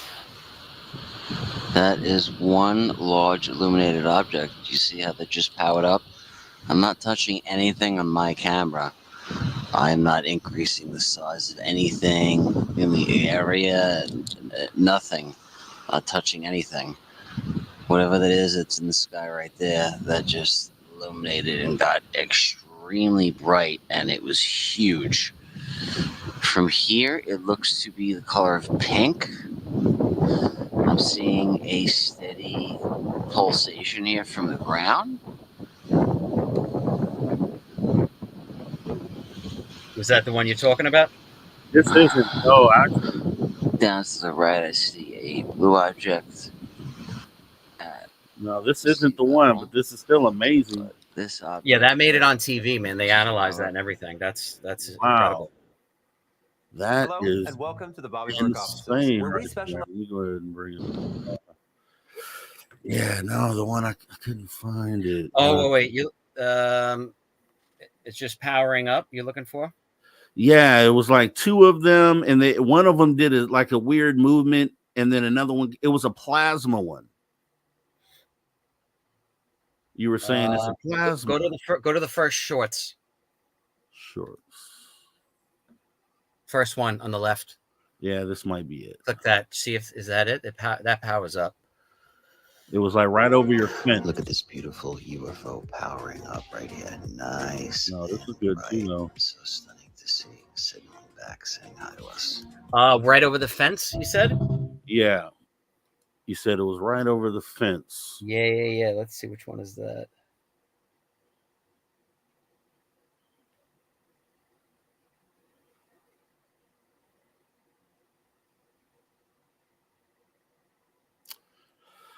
Man, I know it's oh, is this it? This is it. No, that was the one just from before. Yep. Are you? What is that? My shorts? Yeah. What's that? Yeah. What we're gonna have to do? I'm gonna dig through it, and because we got about 30 seconds left. Yeah, so it's what I'll fine. do is I'll show it because we'll do a wrap up in hour 3, and with my guy Drew Banky, and I'll go ahead and show it then because I have to find it. But it was pretty amazing. It was like a plasma one that kind of was doing a zigzag thing over the fence, and then this other one was over here on the left. I was like, oh my gosh. Oh yeah, I found it. It says plasma-like UFO activity slowed down 8x. No, it wasn't slowed down. Because I think I showed one, and then I showed it slowed down 8. Slowed down to an 8. Welcome back to Spaced Out Radio after hour number 2 with our guest here, Andrew Radsowitz. Going through some good stuff. We were actually just looking at some UFO videos here on our break, and we're going to get back into the conversation. We're going to answer some of the questions you guys have, so don't worry about it. We're getting into it. Remember, you can follow us on social media, Instagram, X, at Spaced Out Radio, at Spaced Out Radio Show. As we get back into the conversation tonight, let me go ahead and address. We have a couple questions. I'll just get those out the way real quick here. So we had Woo Riders DG Derek Galloway was asking, Andrew, can people take Stephen Greer seriously when he charges so much for CE5 experience for real? So I always say to people, you don't have to go and pay that. You can find a local group that doesn't charge and just go do it for nothing, like the one I was part of. It's optional. Greer will even say, you don't have to come spend anything. You can go online. Someone said before, oh, he doesn't teach remote viewing. He has a 5-part series for free on YouTube, Introduction to Remote Viewing. It's 5 parts. It's 5 hours. Wow. I guess it's not remote viewing. Go watch that. That's incredible. He does teach remote viewing. You can look at everything he teaches for free online. You don't have to go meet him. Find a local group and don't pay anything. For me, I wanted to go to the source. I wanted to hear it from the guy's mouth. This is in 2011. This isn't right now when everyone hates him and he's, the devil. This is in 2011. So I was like, this is before the film Sirius came out. So I'm like, I want to go to the person. So, and I met him once. I spent a week in the desert. That was it. Never saw him again. And that's that. But going back, I had even better contact experiences with my group up near Albany, New York. They are an incredible group of people that for free, they host people once a month on the weekend to go up there. So you have options. It's not for everyone. He's not for everyone. He's a mixed bag. All I could say is, man, to go in that direction and change your life. If you were a medical doctor, if you believe he was, to go doing what he does, that's a giant thing to go change and to walk away from all that money and everything to go deal with this world. And here's what I'll say. And Deb from SAC, I'll bring this up because I said this earlier. I don't hate Greer at all. I respect some of his work. And that's what I was pointing out. And here's the thing, because within ufology, there's a lot of, inner fighting within the community. And I always say, look at the good the person has done. Focus on that. And then just throw the other stuff away. If you don't like the other stuff, okay, throw that away. But I can tell you that Greer did organize the Disclosure Project 1.0 at a time when the stigma was so strong, and did it in DC right there by the rest of the officials. So you got to give them that. Give them at least that, okay? Whether you believe in his CE5 or not. And then going to what Andrew just said, going to the source. Why not go to the source? If Greer was the one that invented the CE5 protocols, essentially, he kind of coined it. Then yeah, why not just if you have the opportunity to do so, why not do it? Whether how you feel about it after the fact, that's on you. But that it all makes sense to want to be there to say, hey, I was there with the guy who coined it, and then go on your own journey after that. So yeah. And I want to be clear, in 2011, I wasn't on Facebook. I wasn't on social media. Everything was like old school. You wanted to go do something, you went and did it. There weren't like these online streaming things, oh my God, it's a different world. 2011 and even before then, no, you had to go and do it. There was no like, hey, I didn't know there were CE5 groups in 2011 online. I had no clue until I went out to meet Greer that he goes, oh yeah, we have local groups all over. I'm like, I had no idea how this worked. And then, hey, that's just my experience though. And remember, Greer did the National Press Club in May of 2001.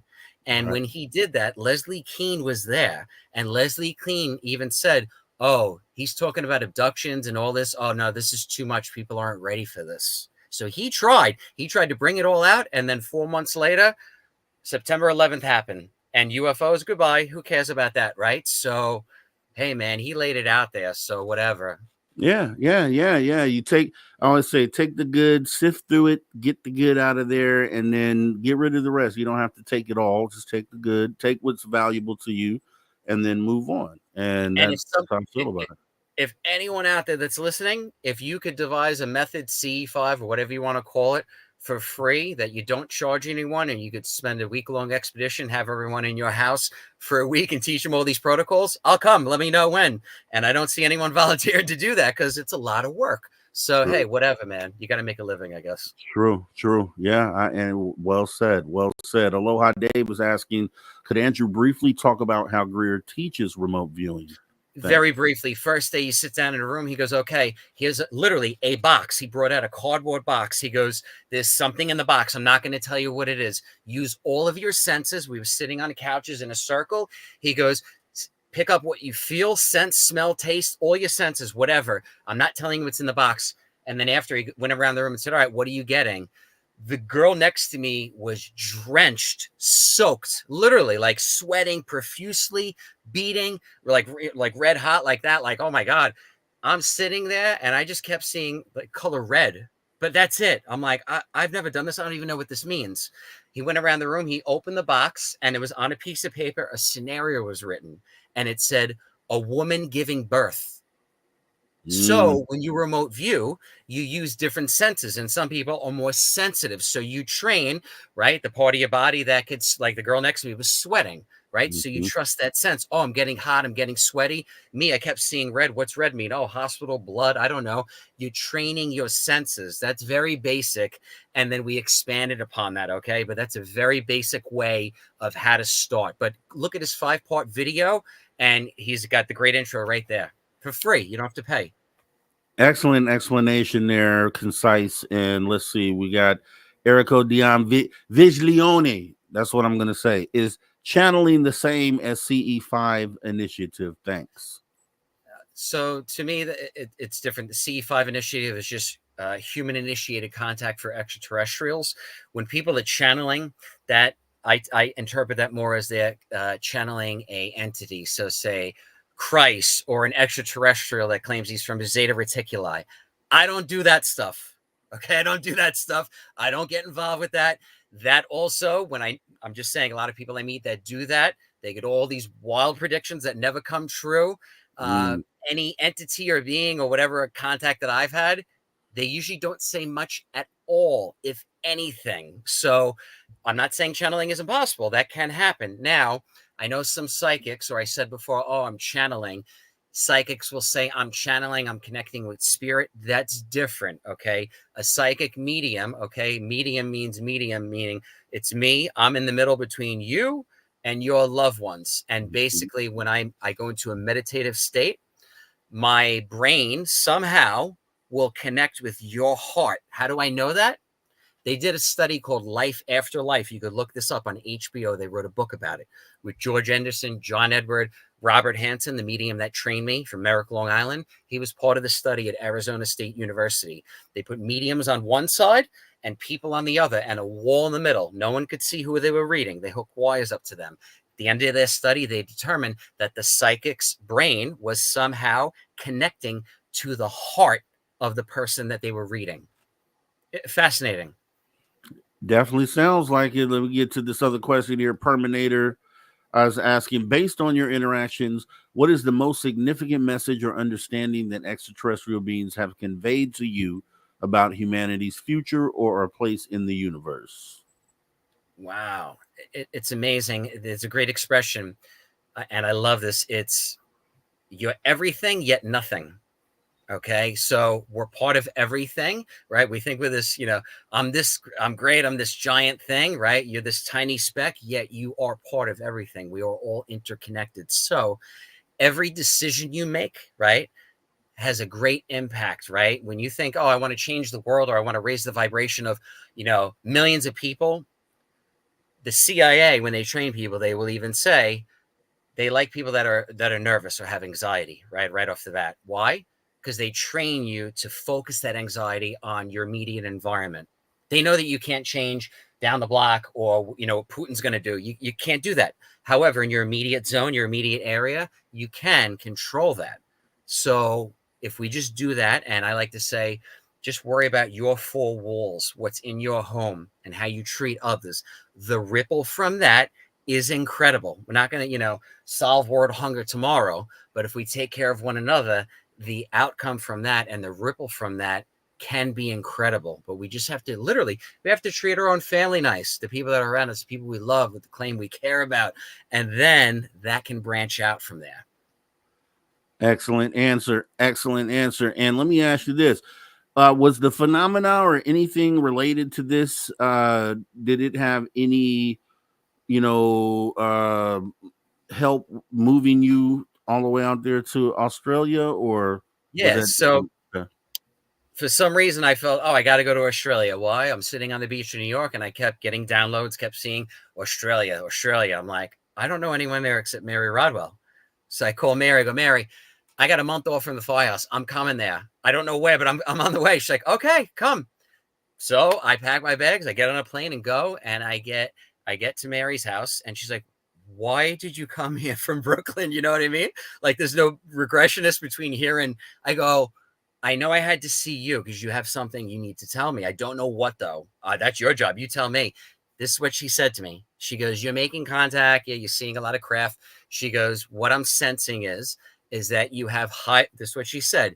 You have hybrid children that are on these crafts. So right then I'm like, oh God, no, wait, oh, that's like another level, right? Hybrid kids. She goes, but you have these hybrid children with a woman that you're going to meet here in 3D. So I was like, okay, interesting. 8 hours later, I leave Mary's. 8 hours later, I meet a girl in Australia, right? I meet this girl. We're sitting outside. It's nighttime. I see a craft. She's with me. We see the craft together. And I'm like, this is crazy. I'm seeing a blue craft. I go into the house where I'm staying at. I go to the other side of the house. I say, okay, if this is the girl Mary was talking about that I'm supposed to meet, that's the mother of these hybrid kids, I want you to bilocate. So the craft's on one side of the house. I wanted to relocate to the other side of the house. I'm on the other side of the house. Boom, I see it on the other side. I go, holy crap. Wow. I go back outside. I sit down next to this girl that I just met. And I go, you picking up anything? You get any messages or anything? She goes, yeah. She goes, they're telling me, they, meaning the occupants on the craft, they're telling me that we have kids together, hybrid kids. Whoa. So I'm like, bro, either Mary set me up, you know what I mean, with some crazy thing, right? Or this is next level. So all I can tell you is I am married to this person now, and I have a 5-year-old daughter, and I live in Australia. So that's beautiful, man. I've never heard a better story than that, man. That is the most awesome. Wow. You deserve a round of applause for that. Mary Rodwell, when I talk to her again, I'm bringing this up. And there's a someone in the chat here, Ange. She knows my wife. So oh wow, yeah, okay, Ange. Yep. Oh, that is awesome. That is wow. Okay. Yep. And so when people say, "Oh, I've had experiences," what good have you had, or what's the great message? I go, I have a family. Like I can't even thank it enough. So I give back. I always come on. I'll do interviews. I'll talk. I'll help. I'll share anything I talk about here. I share. I put on my social platforms. People come for a private reading. I'll help them out. But I share everything online. I share anything and everything, whatever I can with anyone reaches out to me, DMs me. I help them out however I can. And if you're helping people, you're doing something good. I want you to show my daughter, right, and my kids and everyone out there that if you're doing something that's good and you're helping others, that you should be sharing, that you have nothing to be ashamed of. That's the message we need to share. And we could help one another through doing that. Wow, that's what it's all about. Doesn't matter what you do. I don't care if it's you're working in a funeral home, embalming people like I did, or working in a food store like I did growing up. It don't matter. If you're doing something, you're helping people, great, man. You should be proud of that. Wow, Andrew, with the intergalactic love story, which is just so So awesome here. I want to ask you a couple questions here because we didn't get to this, but the psychic mediumship and then being the mortician. So, did you have any experiences to talk about in relation to that? Because obviously, you're able to talk to the other side. You're dealing with deceased people. Anything there? Yeah. Oh wow! I just saw somebody put I believe a donate. This has been the most awesome show. You want to read that out loud for us? Wow. Yeah, definitely. This is Aloha wow. Dave in Mexico. This has been the most awesome show in SOR probably ever. Many thanks to Andrew for coming on SOR, and I hope you'll come back soon. Well, I was going to ask him that Aloha Dave before we wrap up, so I may as well ask him now. Are you willing to come back? Can we get you booked again, Andrew? Yeah, of course. And when I did work in the funeral home, right? So now I'm just doing readings full time. So I came here, I got a job in a funeral home. COVID came and I got slammed with people messaging me for readings. So I went in full time to just doing readings, went all the way in with, filming, making contact, doing stuff on TV, sending it all out. So I've done readings and I have had contact for 12 years, 15 years, a long time before I even went into business or did anything with this. I just used to do this in my spare time.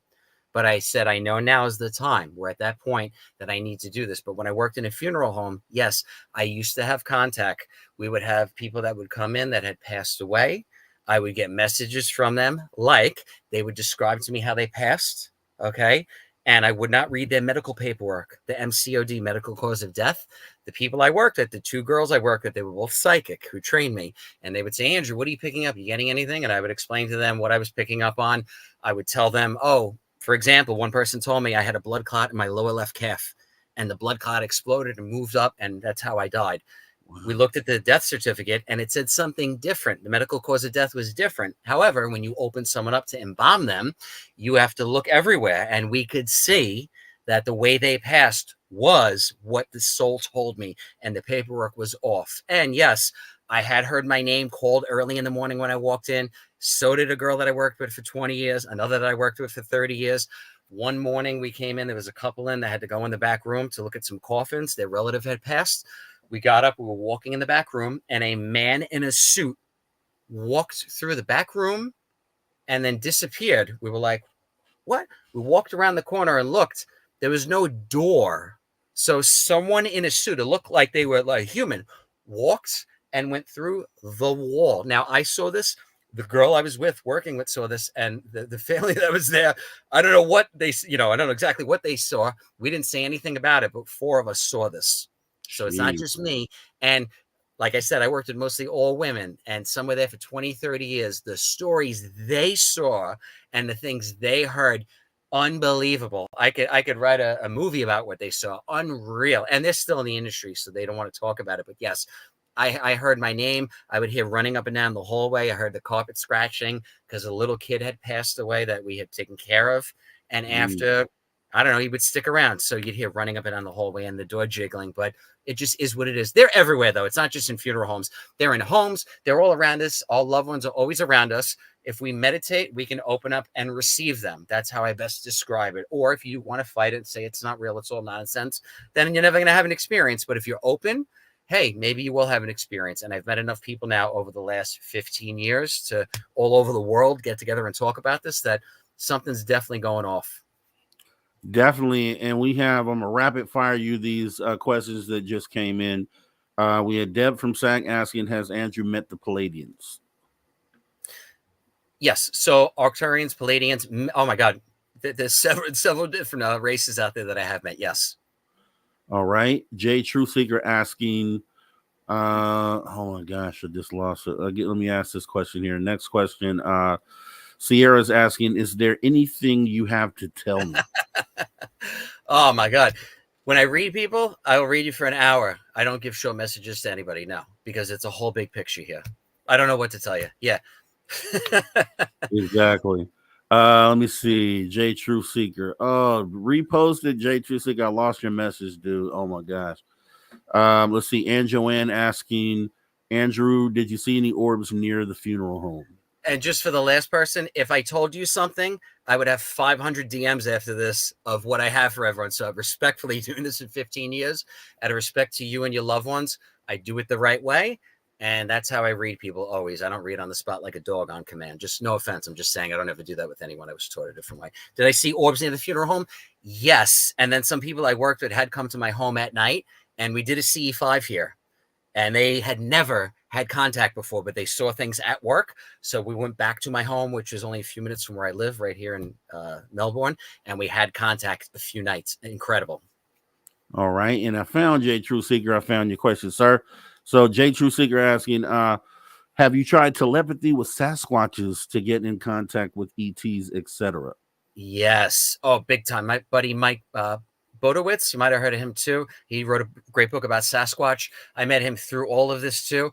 I had nights where I was out, and this is crazy. This is in New York, in Coney Island, and upstate New York. I was taking pictures, filming all sorts of weird things, and I had a Dogman group and Sasquatch group that I connected with, that was connected to people that were in the CIA, that were filming this and interacting with this. It is very real. I believe Sasquatch, Bigfoot, whatever you want to refer to him as, they call him Yowie here in Australia, but they are connected to the UFO phenomenon. A lot of people like myself too, when I've seen craft, I've also seen things that I don't even know what they are. I don't even have a name for them, but it's some sort of animal that looks like an animal or a dog, but a lot bigger. I don't even know what the word is, but yeah, I have seen them. I've interacted. I believe that they're cousins of extraterrestrials.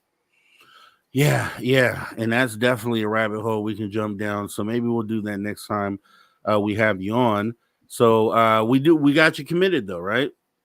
Yeah, of course. Okay. Yeah, of course. Awesome, No problem at all. All right, so I'll send you some information on that. And actually, if you wouldn't mind, we got like 2 minutes left. But here's the thing: as soon as we go to break, like I have to cut you and send you off. So take this time to tell everybody where they can find all your awesome content. So if you go to my website, thepsychicfirefighter.com, everything's there. Or you go on Instagram, YouTube, I share everything there. TikTok, same thing, Psychic Firefighter, or my name, Andrew Razowitz. I'm very easy to get a hold of. You can email me through there if you need anything at all. Or like I always say, if you've had contact, and even if you've had a negative experience, I have met people that have had negative experiences, or they also wanted to communicate with loved ones, have come to me. I've been able to help them connect with their loved ones that have passed, make sense of their UFO contact if they have no idea what the heck's going on. I have a lot of experience, many years in that field. Whoever you go to, though, I just would highly suggest that they have a lot of experience in this, because this is a very weird, strange subject. Most people come and go in this field. They do not stick around. They do not last. It gets really wacky. So whoever it is, make sure that they check out, that they have a paper trail, and you could check in with people that they've met, people that they've read. You go on my website, you'll see tons of reviews, people you could reach out to and ask, hey, what was your experience like? But whoever it is, make sure that they have references and everything, because there's a lot of scam artists out there. I had somebody recently say a psychic on TikTok told them that their mom was in danger and the stepfather was going to harm them, some crazy thing. And if that was true, I'm like, you need to call the police, man. I've never had that happen at reading before, but I didn't even know the name of the psychic. They had like a fake name and they didn't show their face. I'm like, oh my God, you poor thing. So be careful, man. Make sure you find somebody good that's reputable. All right. And then we got about 30 seconds. You want to leave with a positive message for the world, for humanity? Yeah, we're all in this together. So let's take care of one another. We'll figure this thing out. If the people lead, we'll force the leaders to follow. That is why the strict disclosure has even happened. But the best is yet to come. It's for our kids and then our kids' generation, though. Okay, they're the ones that, wow, It's going to be incredible for them. We're not going anywhere. We're not going to get annihilated and get wiped away. But we just have to do more work and come together.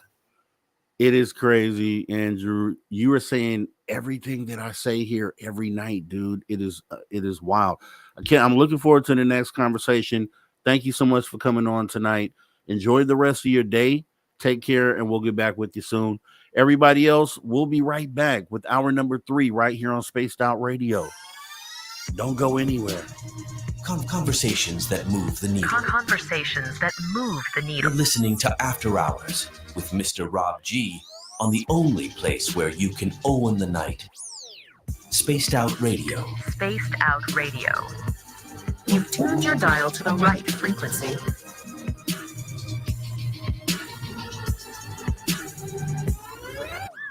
Clear. All right, Andrew, thank you so much. You have a good rest of your day, man. I'll talk to you soon. Anytime. Thank you so much. Yes, sir. Take care. Take care.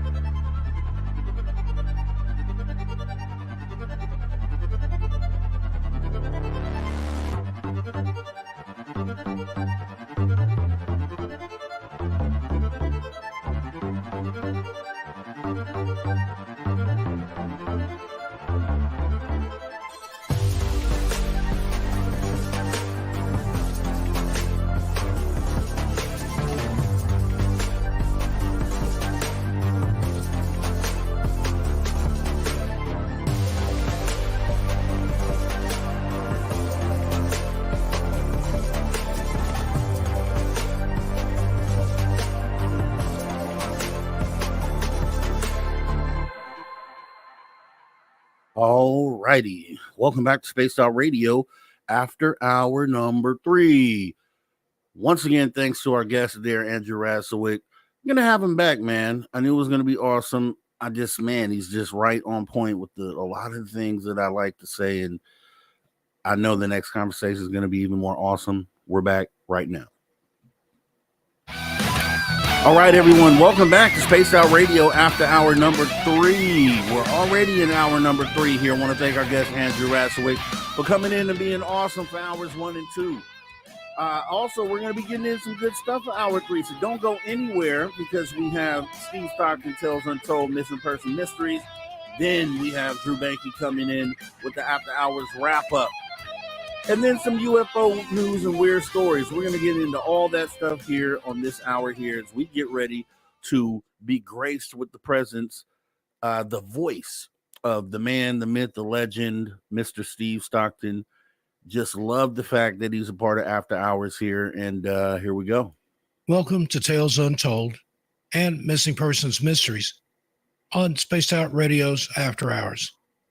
My name is Steve Stockton, and I'm here to take you on a journey of mysteries, legends, and true stories. Come, join me on this strange adventure of Tales Untold and Missing Person Mysteries. Ranger Randy Morganson. In July of 1996, Ranger Randy Morganson was working as a backcountry ranger at Sequoia and Kings Canyon National Parks. He was the most ranger in the High Sierras, having been a backwoods ranger for 28 years at that time. On this particular day, July 21st, 1996, Randy loaded his pack and went on his routine and regular patrol of his station. He was 64 years old and in almost perfect health. Some of his co-workers even thought he was invincible and impervious to the perils that came with the job. It was just about daybreak when he headed out to patrol near Bench Lake, taking nothing with him but an old ski pole to use as a hiking stick. He was never seen or heard from again. Now, as is often the case in these strange disappearances, a sudden rain started to fall, blew up out of nowhere. Got rid of any footprints or other evidence as to where Ranger Randy could have possibly gone or what could have happened to him. Over the following days, there was plenty of frustration as dogs followed scents that seemed to abruptly stop, and random pieces of gear were found in several different locations, but none could be positively linked to Randy. A FLIR helicopter equipped with an infrared camera picked up a campfire burning on a hillside, but with no one in sight tending it. Eventually, the search was called off with no sign of Randy or a body. Then, a letter arrived at Randy and Judy Morganson's home in Sedona, Arizona, from Randy. Judy opened the letter and noted it had been postmarked 2 days after his apparent disappearance. Since there is no postal service in the national park, Judy didn't understand just how Randy could have mailed the letter. That added to the suspicions that he had simply left the area to start a new life away from the National Park Service. 13 days after Randy had been reported missing in early August 1996, the official search, which included helicopters, dog teams, and dozens upon dozens of volunteers, was called off. Not a single trace of Randy had been found, not even a footprint. Finally, in July 2001, 5 years after the search was called off for Randy, a 19-year-old member of a California Conservation Corps trail building crew ventured off trail and found some remains. The worker found some new evidence near a creek and a gorge in the Widow Peak drainage, very near the outermost borders of the search area, below the pools of a waterfall. Rangers were called in to search and soon discovered a tattered shirt with Morganson's badge attached. Then a backpack with a buckle fastened, and a boot. On close examination of the single boot, which was half submerged in water, it had something white protruding from it. A leg bone. The boot and pack seemed to match the description of gear that Randy reportedly had been using that day. Teams for both investigation and recovery were flown in, and shortly after, a functioning park-issue radio was discovered resting on top of the falls, not at the bottom like the other evidence. It was turned to the on position. This discovery confused matters even more. Although these remains seemed to confirm Randy had been in the mountains the whole time, investigators weren't certain whether this is where Randy had died. Rangers had remembered already searching this gorge and crossing at the exact spot where the radio was found. Retired Sierra Subdistrict Ranger Alden Nash believes Morganson had fallen through a snow bridge and broken his leg, and his body had simply been hidden beneath ice throughout the search. Weirdly, during the rescue attempt in 1996, Randy's wife Judy had dreamed of a dead man floating in a lake. I don't think it was an accident, says Eric Blem, author of The Last Season, a book about the disappearance of Randy Morganson, which is well worth a read, by the way. Blem says Randy may have wanted to appear to have died on the job just to make sure Judy, who was still his wife at the time, got the benefit from the government, a policy not honored in the case of taking one's own life. If he wanted to throw off the dogs or sucker people into believing something happened, he did a great job, Blem says. After so many years, with the bones gnawed, there's no way to say exactly what happened. The National Park Service named a peak in memory of Randy. The unofficial Mount Morganson, so named in his memory, is the first peak west of Mount Russell, a half a mile away, and just north of Mount Whitney. Mount Morganson should be distinguished from the west peak of Mount Russell, the higher of the Russell's twin summits, which are only separated by a tenth of a mile.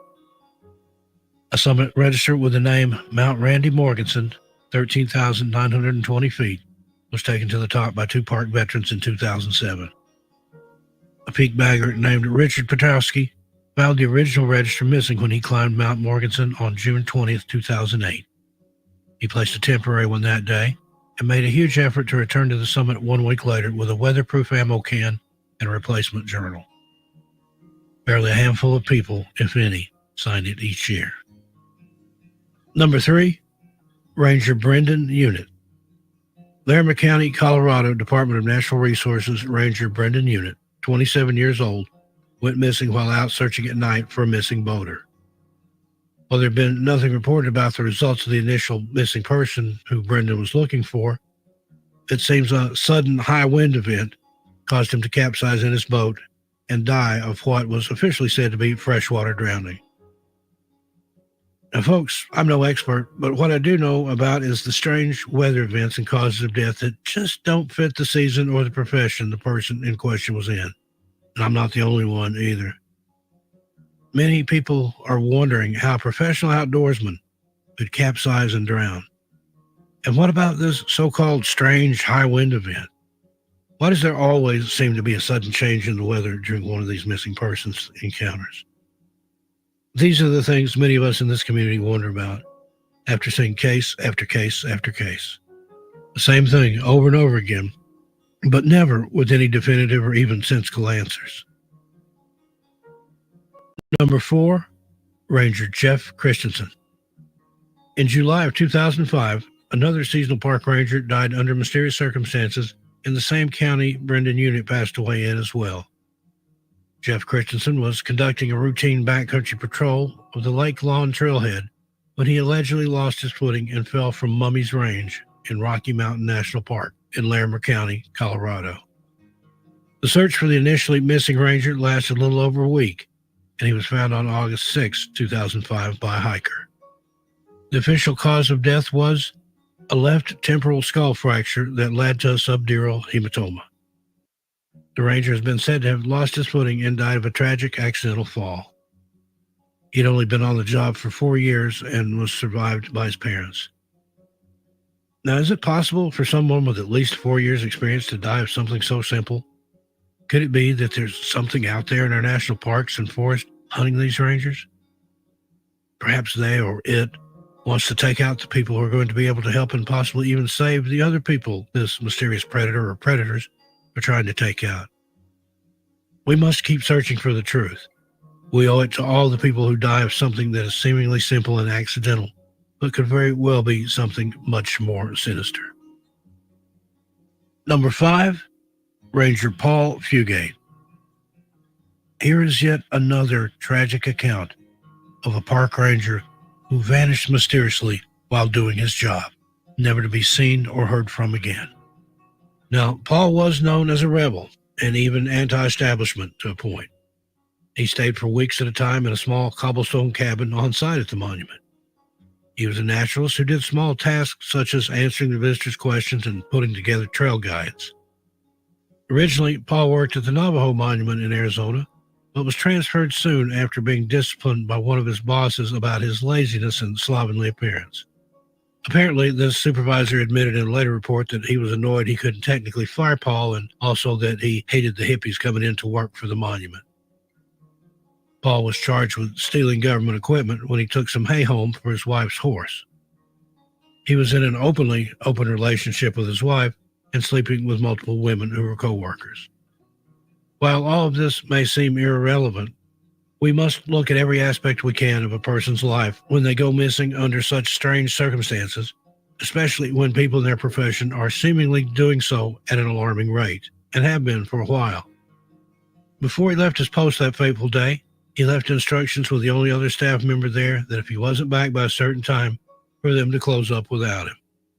He then walked out and down towards the area of land the park was about to acquire, one which was shrouded in problems as there had been much conflict about the 400-acre purchase with the local Apache tribe. Again, he was never seen or heard from, and no body has ever been found.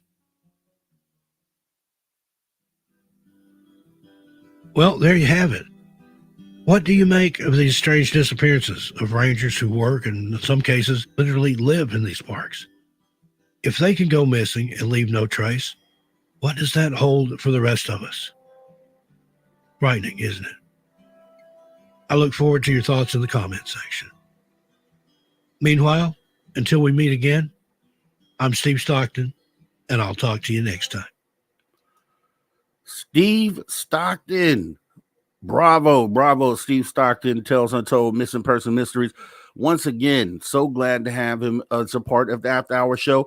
And as I always say, Steve Stockton could read you the ingredients to a German chocolate cake and make it sound suspenseful. Awesome stuff, Steve Stockton. Once again, shout out to Missing Persons Mysteries. We love it. And we're going to go ahead and get ready to jump into the After Hours wrap up here with none other than our guy, Drew Benke.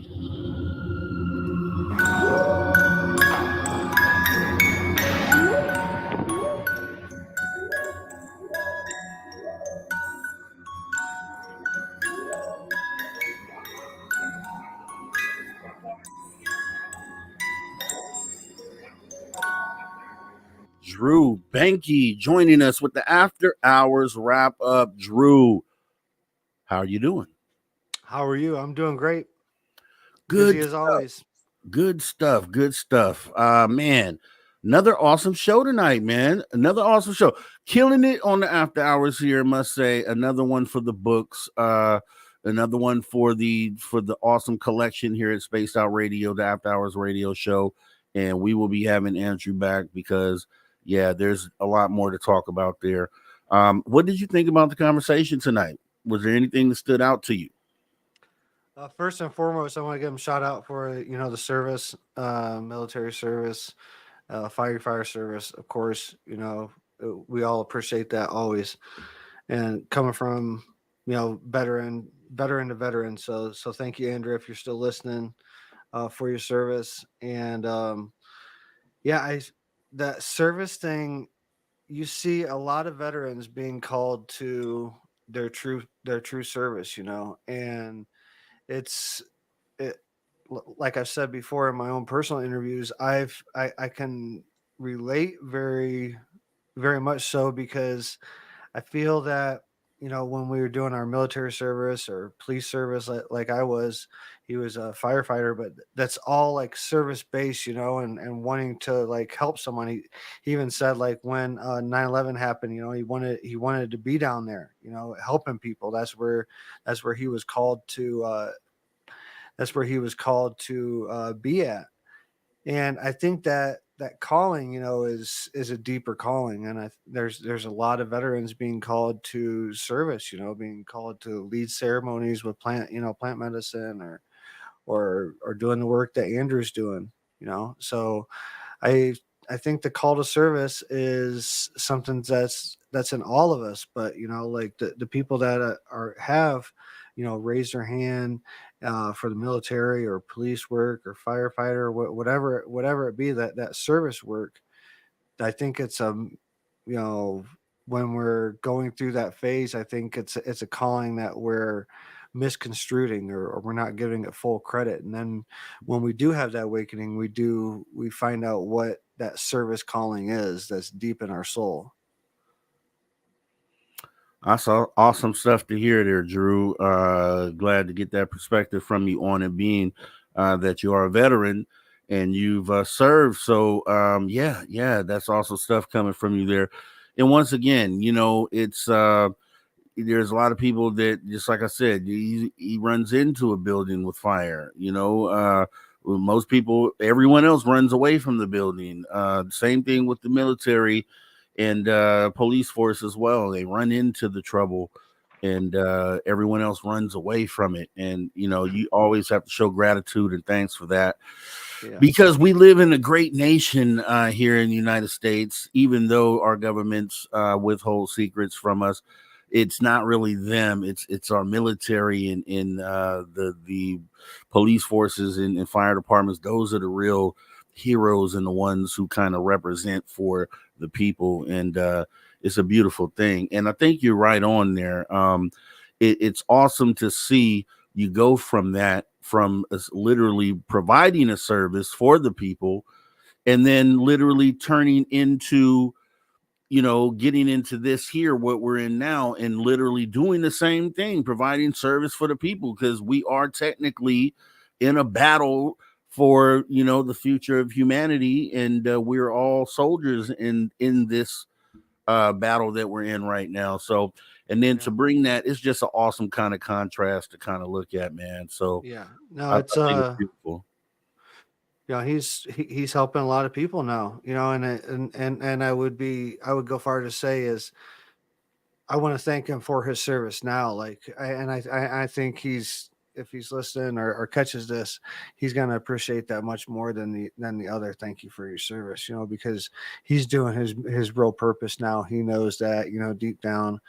And this amazing story. There's a lot of twists and turns in it. The being a mortician and everything, that's a crazy thing to add into the whole mix. Yes. But yeah, people out there doing the work, making contact and helping other people make contact and helping their minds. Ultimately, making contact is about expanding your consciousness. It's not about seeing the lights or this, that, and the other. It's about seeing that and seeing proof firsthand, not on CNN or CBS or not on a TV, seeing actual proof face to face that there is something going on that's unexplainable. That's the first question that gets popped up. And that expands your consciousness. Having a sighting expands your consciousness, and he's doing the work, and helping others come to that realization, and ultimately helping our whole species expand consciously, and he's doing his part in that. So thank you. And you are too. And so am I. And so are a lot of other people that we know that are literally currently going to battle on behalf of humanity, literally in this moment that we're in. It's like a spiritual battle almost, really. And it's like, we may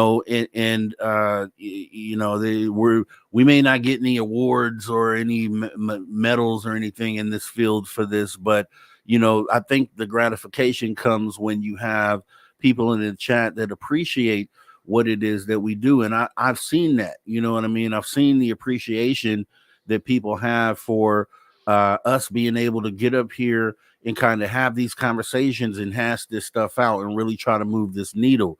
And that's where I get the satisfaction for what it is that we do every time we do it. And it just gets me. There's never a time where I'm not ready to get in here and get it on. And I know you're the same way. And this is why it's a great combination and a great team that we have here. And then when we get a guest that aligns with all of those same things, and that's another thing right there, because I always talk about, especially being a host, you kind of always have to recalibrate yourself, make sure you're not leaning too far to either side, that you still have this open mindset, even though you talk to a lot of people that if you were to be able, if you didn't recalibrate, you could be pulled over to just being a believer. And I think that doesn't serve the purpose for the people. And it always just validates and kind of makes me feel good when we get a guest like that. And then you hear what he says, and it's like, I already align with that. Like, I align with, you're saying the same thing. You're saying the right things. And that lets me know, okay, I'm doing the right thing, or my thought process is on the right path. And then same thing when I talk to you. We talk and we align with things that we never knew we aligned with. And it's like, okay, that's the recalibration. And we know that we're doing or saying the right things to kind of try to move this thing forward, man. And it's, of course, gratification.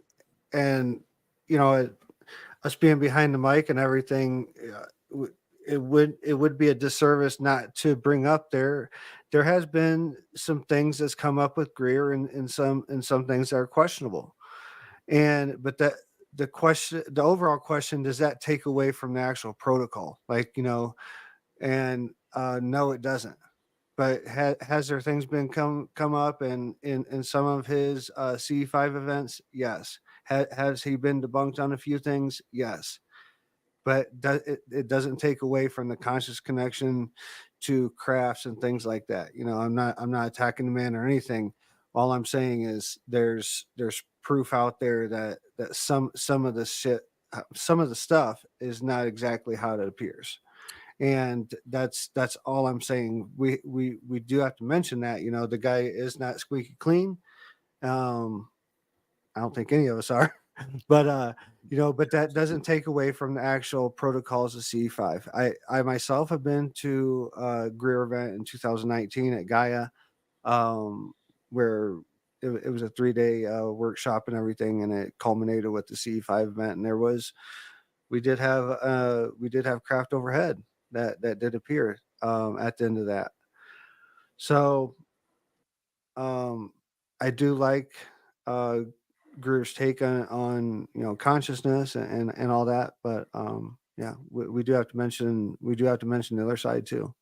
And here's the thing, no one's perfect. For one, like you said, we all have skeletons in our closet, and I'm not going to hold anything against you or the next person for some something that you may have done in your past, unless it's something that's just across the line, obviously, which we know what that would be. But there's I always say, and this is one of the problems in our community, is that a lot of people, like I was talking to Andrew about, it's a lot of infighting, a lot of finger pointing, a lot of wanting to pick apart a person's personal situation. And then even on the CE5 stuff, okay, so you don't get that, you think he fakes it all. Okay, you're okay to have that opinion, but can we look at the fact that he put together the Disclosure Project 23 years ago, and really got a group of experiencers together from the military, from all sorts of branches, from all over the world, got them together to tell their stories on a national stage. Who else did that? No one else did that. It didn't happen again until Bassett put together the Citizens Hearing for Disclosure, who I really want to talk to him too, because I appreciate that as well. I don't care what else Stephen Bassett was into or what he's done. He did that, and that was the thing that helped the movement and move the needle. And that's kind of what you got to focus on with anything, right? You got to take the good, sift out the bad, and just take away the things that help and matter, and quit focusing on the rest of the stuff, man. Greer could never do another thing in the rest of his life for Disclosure, and I would still be grateful for what he had already done. He already left that mark. That's in the history of ufology. As we get ready to go to break here, we got about 15 seconds, and we're going to be coming back. We're hot tonight. We're really, really hot tonight right here on the After Hours Radio Show. We got it going. I'm really feeling it. So I don't want you guys to go anywhere, because we still have more conversation and some UFO weird news coming right after this break. Stay tuned. Don't move a muscle. If you do, just make sure you're back after the break. Right here on Spaced Out Radio, the Half Hours Radio Show.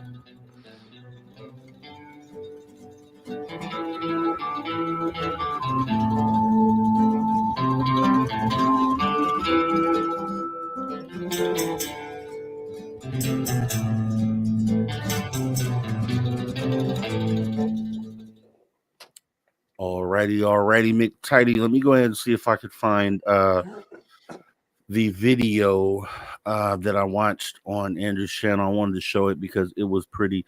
The ones we showed already were awesome, but there was one in particular. He had found it too. He told me the title, so I'm gonna look for it. Hopefully, I can find it for the break is up. But it is pretty good. I've been working out to do an interview on the Digital Social Hour with Sean Kelly in Las Vegas, and confirm that. And don't have the dates yet, but I confirmed that I will be going on that this afternoon. So it's really exciting. He was number one podcast on Apple. That's what I'm talking about. That's what I'm talking about. Keep on getting that message out there, man. Congrats, skis. Yeah, I'm excited. You know I'm going to be watching, buddy. That's a fact. That is a fact. Who's talking about Chief Golden Light Eagle? Okay, that's not it.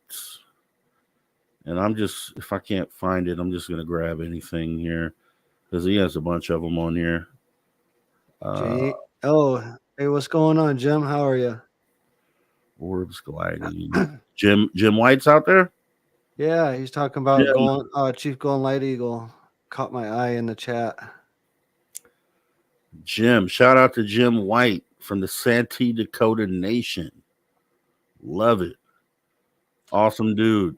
Yeah, me and Laura Eisenhower did a sweat lodge 2 years ago at a Star Knowledge conference out there. And it was Chief's Golden Light Eagles at his Sundance grounds on the res. It was in November. It was snowing. It was cold. Man, coming out of the sweat lodge, it was cold. Okay. Let me see. Beautiful powering up. I showed that one. Appears to be yeah. Okay, I'm just gonna grab some. It was an awesome one too. Oh my gosh. It was an awesome one. Let me go here to shorts.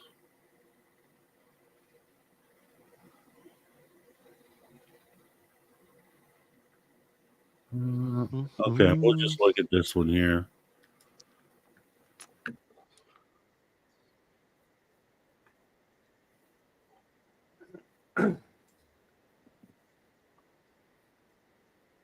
UFO. All right, let's run this one back. Okay.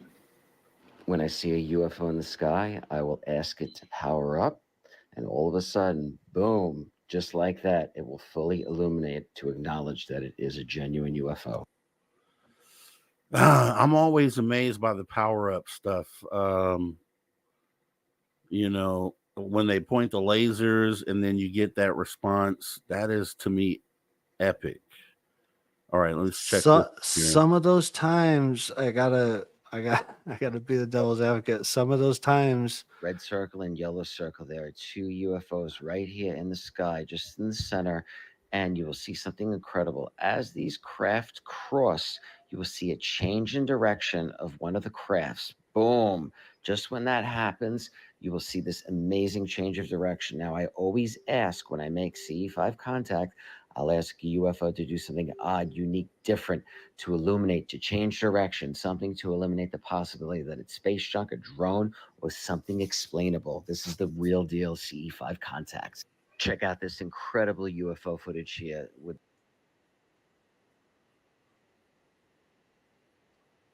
nice. We'll get into more of that stuff there. Awesome stuff. Go over to his YouTube page and definitely check. He has a bunch of videos there. You guys have to go check it out. YouTube.com/@ Psychic Firefighter. You got to go check them out. Yeah. Let's see. Yeah, Jim White. That's why you need to come into your whippy ceremony. LOL. I have nice wood stove. Yeah, I saw him post the other day. He was like, I'm gonna have a sweat lodge. I'm just gonna have a sweat. I'm like, man, okay. That's what I'm talking about. Yeah, it's not sweat lodges are, for people to do them. Lots of times they do them weekly or just pop up as needed. And James, James, my brother, he's in service just like the rest of us, and he's doing his part. People pop up and need a sweat lodge for some reason. He doesn't hesitate, and that's why he's in my circle. Coming back right now on Spaced Out Radio After Hour 2.5. Meet your host, Mr. Rob G, here with Drew Banky with the After Hours wrap up. We're on the back half of the show. We only have about maybe 10 minutes with Drew here as we get back into conversation, and then we're going to bring you some UFO weird news. So make sure you guys don't go anywhere. It's been a fantastic show. If you missed any of it, jump in the archive, youtube.com/@SpacedOutRadio. It went down tonight, and we're going to go ahead and get back into this conversation here. So, yeah, man, CE5. So, yeah, I threw that out there because, I think it's pretty amazing, right, to be able to get those craft to respond. And I'm just looking at it like, that to me is obviously direct contact. That's like, if there are beings inside of those craft and there's a human being signaling, that's direct contact, right? So it's like, that's essentially disclosure. And I hope and I wish, that we could come together and try to kind of facilitate an event where the world gets to see this. You know what I mean? I know small groups get together and do this. I know that. Yeah. There's a lot of sky watching CE5 groups, and they do have sightings themselves. I don't know if they film them or not. I don't know how that goes, the rules on that, but I would want to do it. And I've talked to so many people that said it can be done. So it's like, okay, if it can be done, then hey, let's do it. Why not do it? Yeah. Well, I mean, it's about timing. The universe is going to let it happen when it's time to happen. But there's been a lot of people that's been talking about, psychics and people at channel this and that, including myself, that has shared their dreams and visions or whatnot. That a mass contact event has been seen by many, in their dream space, visionary space or whatever. So I think it's only a matter of time before it manifests in the physical. I mean, yeah, I've seen it personally, and I thought I was, when it happens to you, you think you're the only one. Then come to find out it has happened to a lot of people. That's happened to me a lot, and it doesn't discourage me. All it does is just give it confirmation. Like that. That what I'm seeing, there's more to it than just that moment. There's some context to it that we yet to see unfold.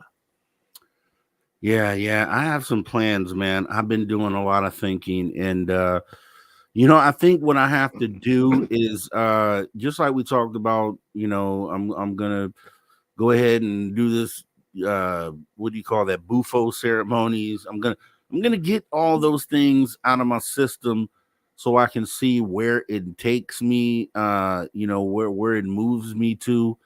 But while I'm on that path and the regression and all that stuff involved with that, but I want to do something to kind of bridge the gap between those on the outside of ufology, just like we talked about last night when I was talking about being able to kind of speak in a language that makes sense to everyone, and not just our group here that we talk to.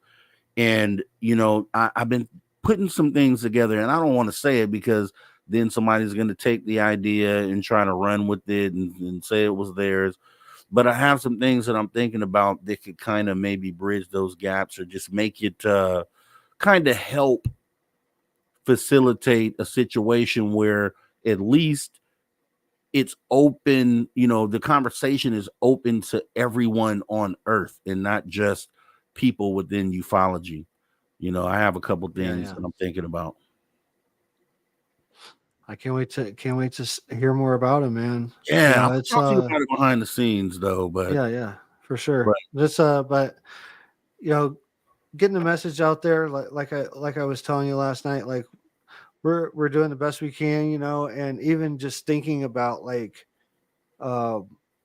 trying to use different verbiage to reach people that may not know about this. That just goes to show right there, like you are taking the steps, you are thinking about the collective, and you're really thinking about your role in this, and at this point, you're heading up to after hours, Yeah. And I think people appreciate what it is that we do. And that's why I say the gratitude.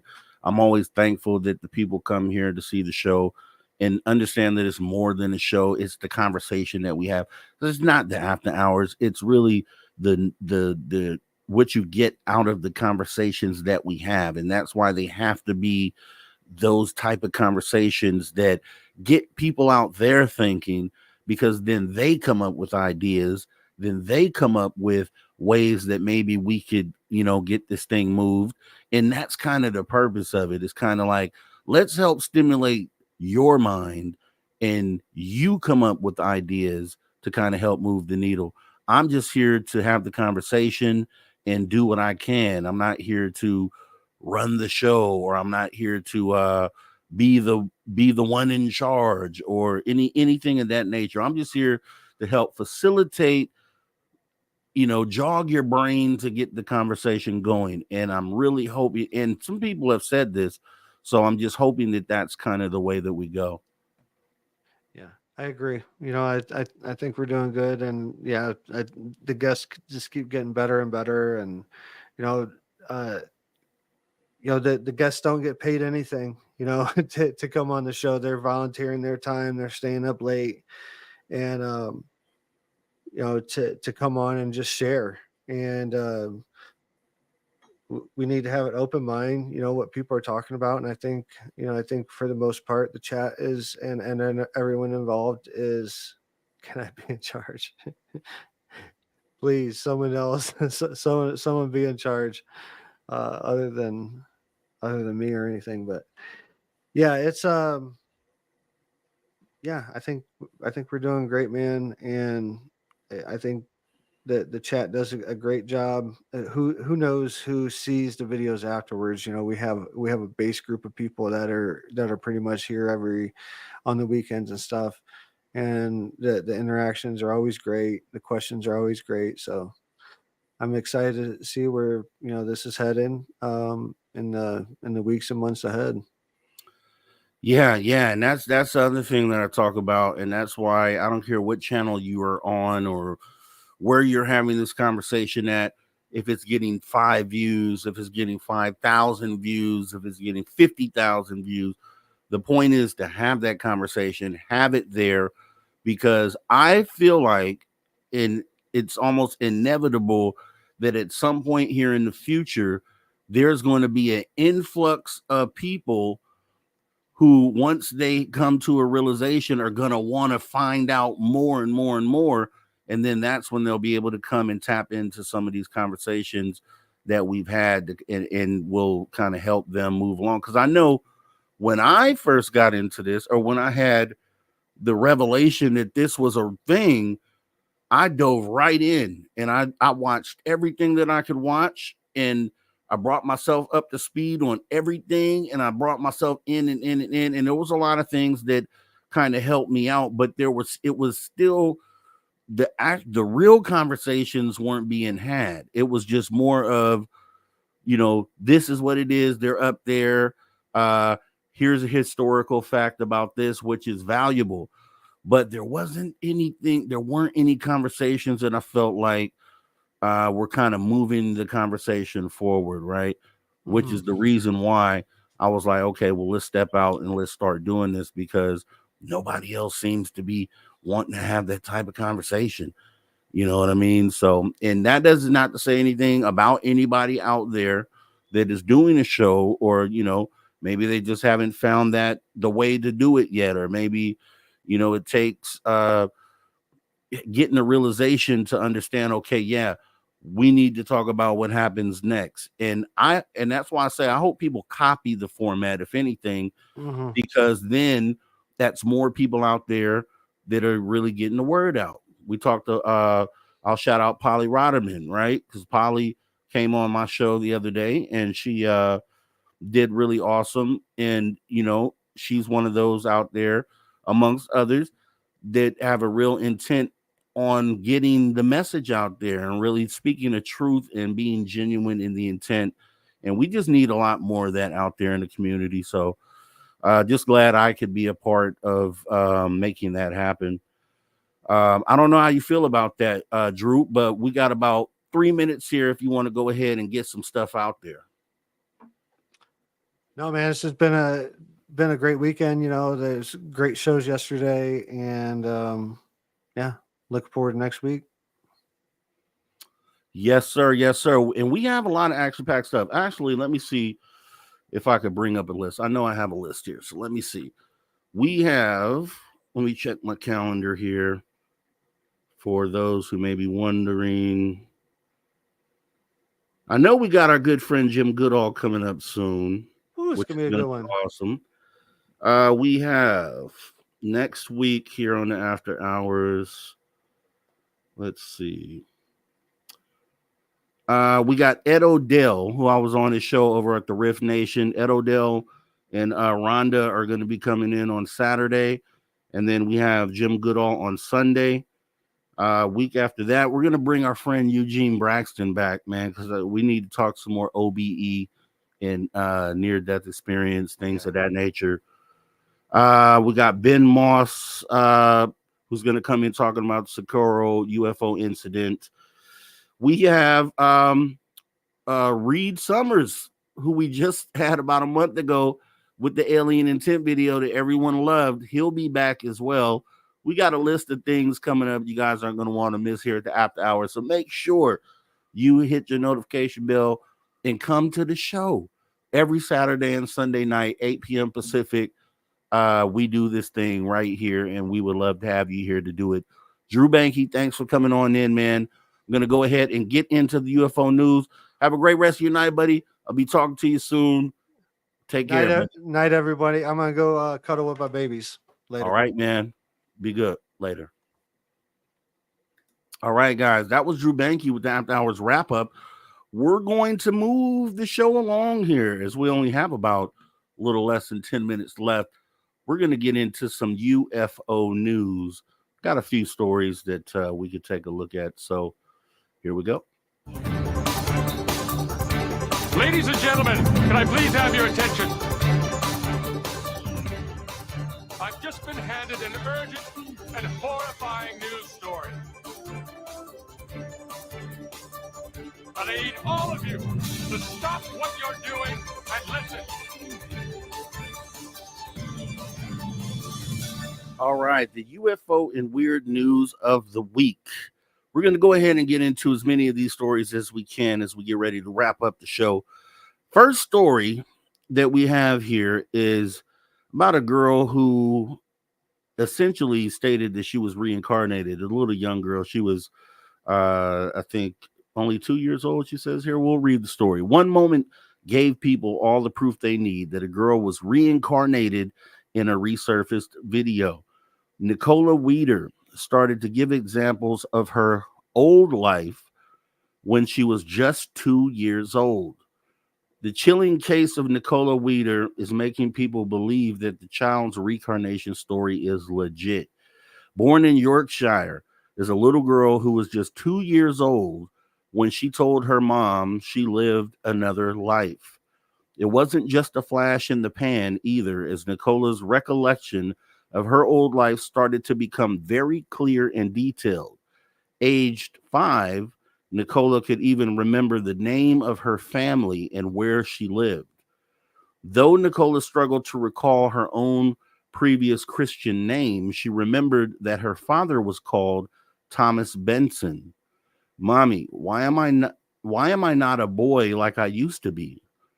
My other mommy used to be called Mrs. Benson, and I was her little boy, and I played with Muff, Nicole would tell her mom, Kathleen.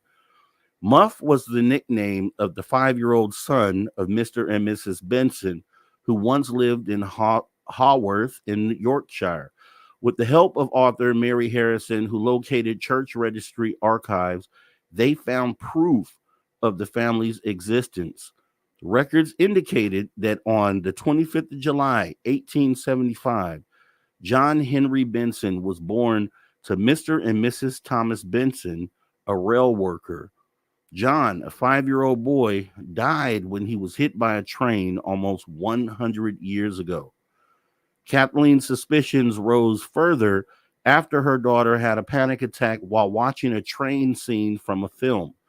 The mom told BBC documentary 40 Minutes, quote, "She went on and on about this for ages, and then we were watching a film one night. Nicole was still up, called The October Man, and at the end of it, John Mills was debating whether to throw himself under this train or not. Quote, as it were getting nearer to him, track were coming nearer, train were coming nearer, she just stood up, started waving her arms around, and gasped for breath. She added, so we turned it off. In 5 or 10 minutes, she was all right because she knew that if he threw himself under that train, what was going to happen. Nicola and her family went and visited the spot where she recalled the moment she died as John all those years ago. She said, I were living over there and I just got my foot stuck down there and this train were coming and it knocked me over. Viewers think the long sign Nicola gave after recounting her story at the train tracks was enough to convince them that she was telling the truth. That deep sigh she gives out at the end of the video, followed by that world-weary look of disappointment, regret, was all the proof I needed to see, one person wrote. Interesting and very credible. One of the more convincing stories I have ever seen a second penned. The fatal accident happened in 1875, and she was reborn about 1975, so she had been in the world of spirit for 100 years before she was reborn, not as a boy, but as a girl. That's quite some time between lifetimes, a third added. Pretty amazing. And we talked earlier with our guest a little bit about past life and having a recollection of, having a past life. So, we know that there's something to the spirit world. We know there's another realm there. And past life, there's more and more evidence of it. People, there's been kids in many cases who have come forward and said things like that. So there might be something to it. That's all I'm saying. There might be something to it. So let's see if we can get in another one here. We have a scientist who claims people are all characters living in simulation and says proof has been hidden in plain sight. The Bible and computer simulation theory is an unexpected crossover. A scientist is convinced we're living in a simulation and claims he has the evidence to back it up. The simulation theory is one that has been highly explored in popular culture. Polarized by the Wachowskis' 1999 film, The Matrix, the simulation theory also pops up in TV and movie franchises such as Westworld, The Truman Show, and more recently, Free Guy, which have all explored the idea of what would happen if everyone in the simulation discovered the truth about their lives. However, for one scientist, the idea that we're all living in a simulation is less of an interesting thought experiment and instead a very real thing. As an associate professor in physics at the University of Portsmouth, Dr. Melvin Vopson fills his hours by researching experimental and theoretical studies of physics, and he very much believes that we are living in a simulation, pointing to the Bible as evidence for his claims. The Bible itself tells us that we are in a simulation, and it also tells us who is doing it, Vobson said in an interview with Mail Online. It is done by an AI, an artificial intelligence. Now, I know what you're thinking. A book as old as the Bible and the simulation theory are hardly something which go hand in hand. Pointing to the Gospel of John and the New Testament, Vobson uses the opening passage, quote, "In the beginning was the Word, and the Word was with God, and the Word was God," to make his argument. The verse already holds specific meanings for Christians, as it is said that the Word, which is translated from the Greek word logos, is synonymous with Jesus Christ. But for Vobson, the usage of word isn't related to the promised son, but instead advanced technology such as computer code. The professor went on to add that God is also a part of the computer simulation rather than a separate entity. The code running the simulation is not separate from the divine, but rather an integral part of it, perhaps an AI, he continued. It implies a creator who brought the simulated universe into existence through the word, i.e., the code. In short, the universe is a computer simulation with both God and the Bible being an AI being written into the program. This idea may sound completely bonkers or even offensive to some, but Vobson believes this argument aligns with the trajectory of modern society. Quote, "What is truly remarkable is that the interpretation given is fully aligned to the events of our times, the emergence of AI, and also it is exactly what the Matrix was projecting," he added, clarifying that the argument isn't something he necessarily believes in. What this means for the future of humanity is anyone's guess, but Vobson's arguments certainly leave you with plenty to think about. That is a wow moment right there. Never thought about that. How many people out there have even considered that? That is pretty insane to think that people have kicked around the idea of simulation theory, that this is a simulation, but never really going into detail as far as what does that mean? Like, what do you mean? Okay, this is a simulation. All of this, none of this is real. Okay, I get that.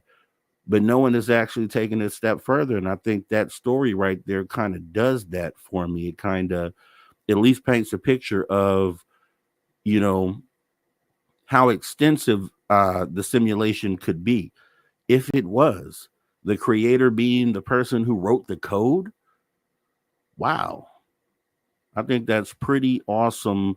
A pretty awesome way to look at things. Doesn't mean it's true. No, doesn't mean it's true. But it's definitely something to think about, right? And that's kind of what we do here. And, you know, we just want to make sure that you're thinking about it. And I think that story does that. So with that being said, we're going to go ahead and get ready to wrap this show up. Another awesome show here at the After Hours Radio Show. So glad to have our guest tonight, Andrew Radziwick. Also, Drew Banke as well for the After Hours wrap-up. Steve Stockton with Missing Persons, Mysteries, action-packed show. If you missed any of it, go in the archive. Check it out. We also want to thank, though, you. We want to thank our contributors. We want to thank that guy right there, Mr. Ron Bumblefoot Thal, the man who rocks us out each and every weekend, as he reminds us to never say never again, because yes, the phenomena is real and anything and everything is possible. So if you love the show tonight, go ahead, show some love by throwing your horns up. Also, we want to thank all our viewers online and listeners on terrestrial radio and digital platforms, when and wherever in the world you may be listening from. We appreciate you for tuning your frequency to Spaced Out Radio, where we do what we do best. And what's that, you ask? We own the night. Remember, this show is copyright Spaced Out Radio and SOR Media Ventures Limited. It's been a pleasure serving you once again as your host. I'm Mr. Rob G. This is the After Hours Radio Show. And to all you space travelers, this isn't a goodbye nor a farewell, but you can best believe that as we go off air for the night, we will be back next weekend. You guys all take care. Much love. See you soon. We're out of here.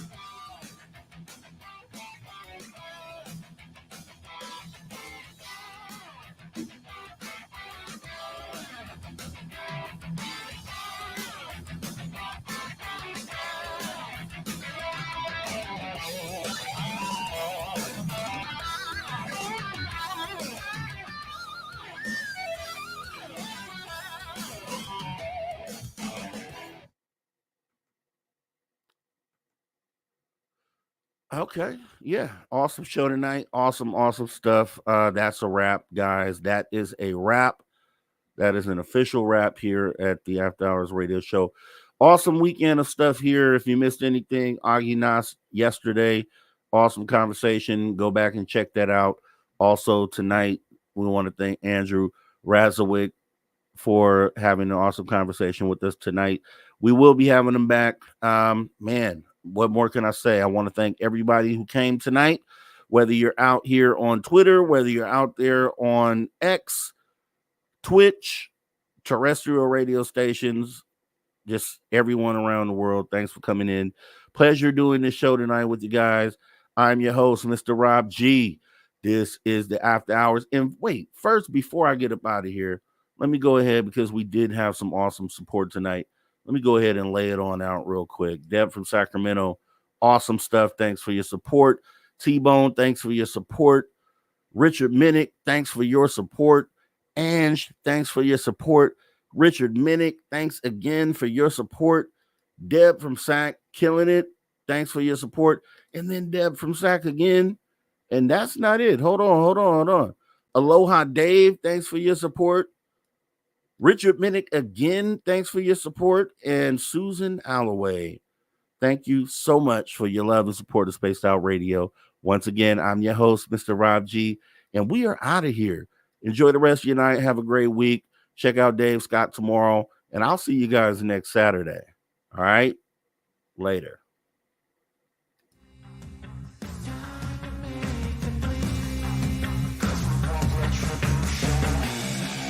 Cause we want retribution. Oh yeah, we want retribution. Oh yeah, we want retribution.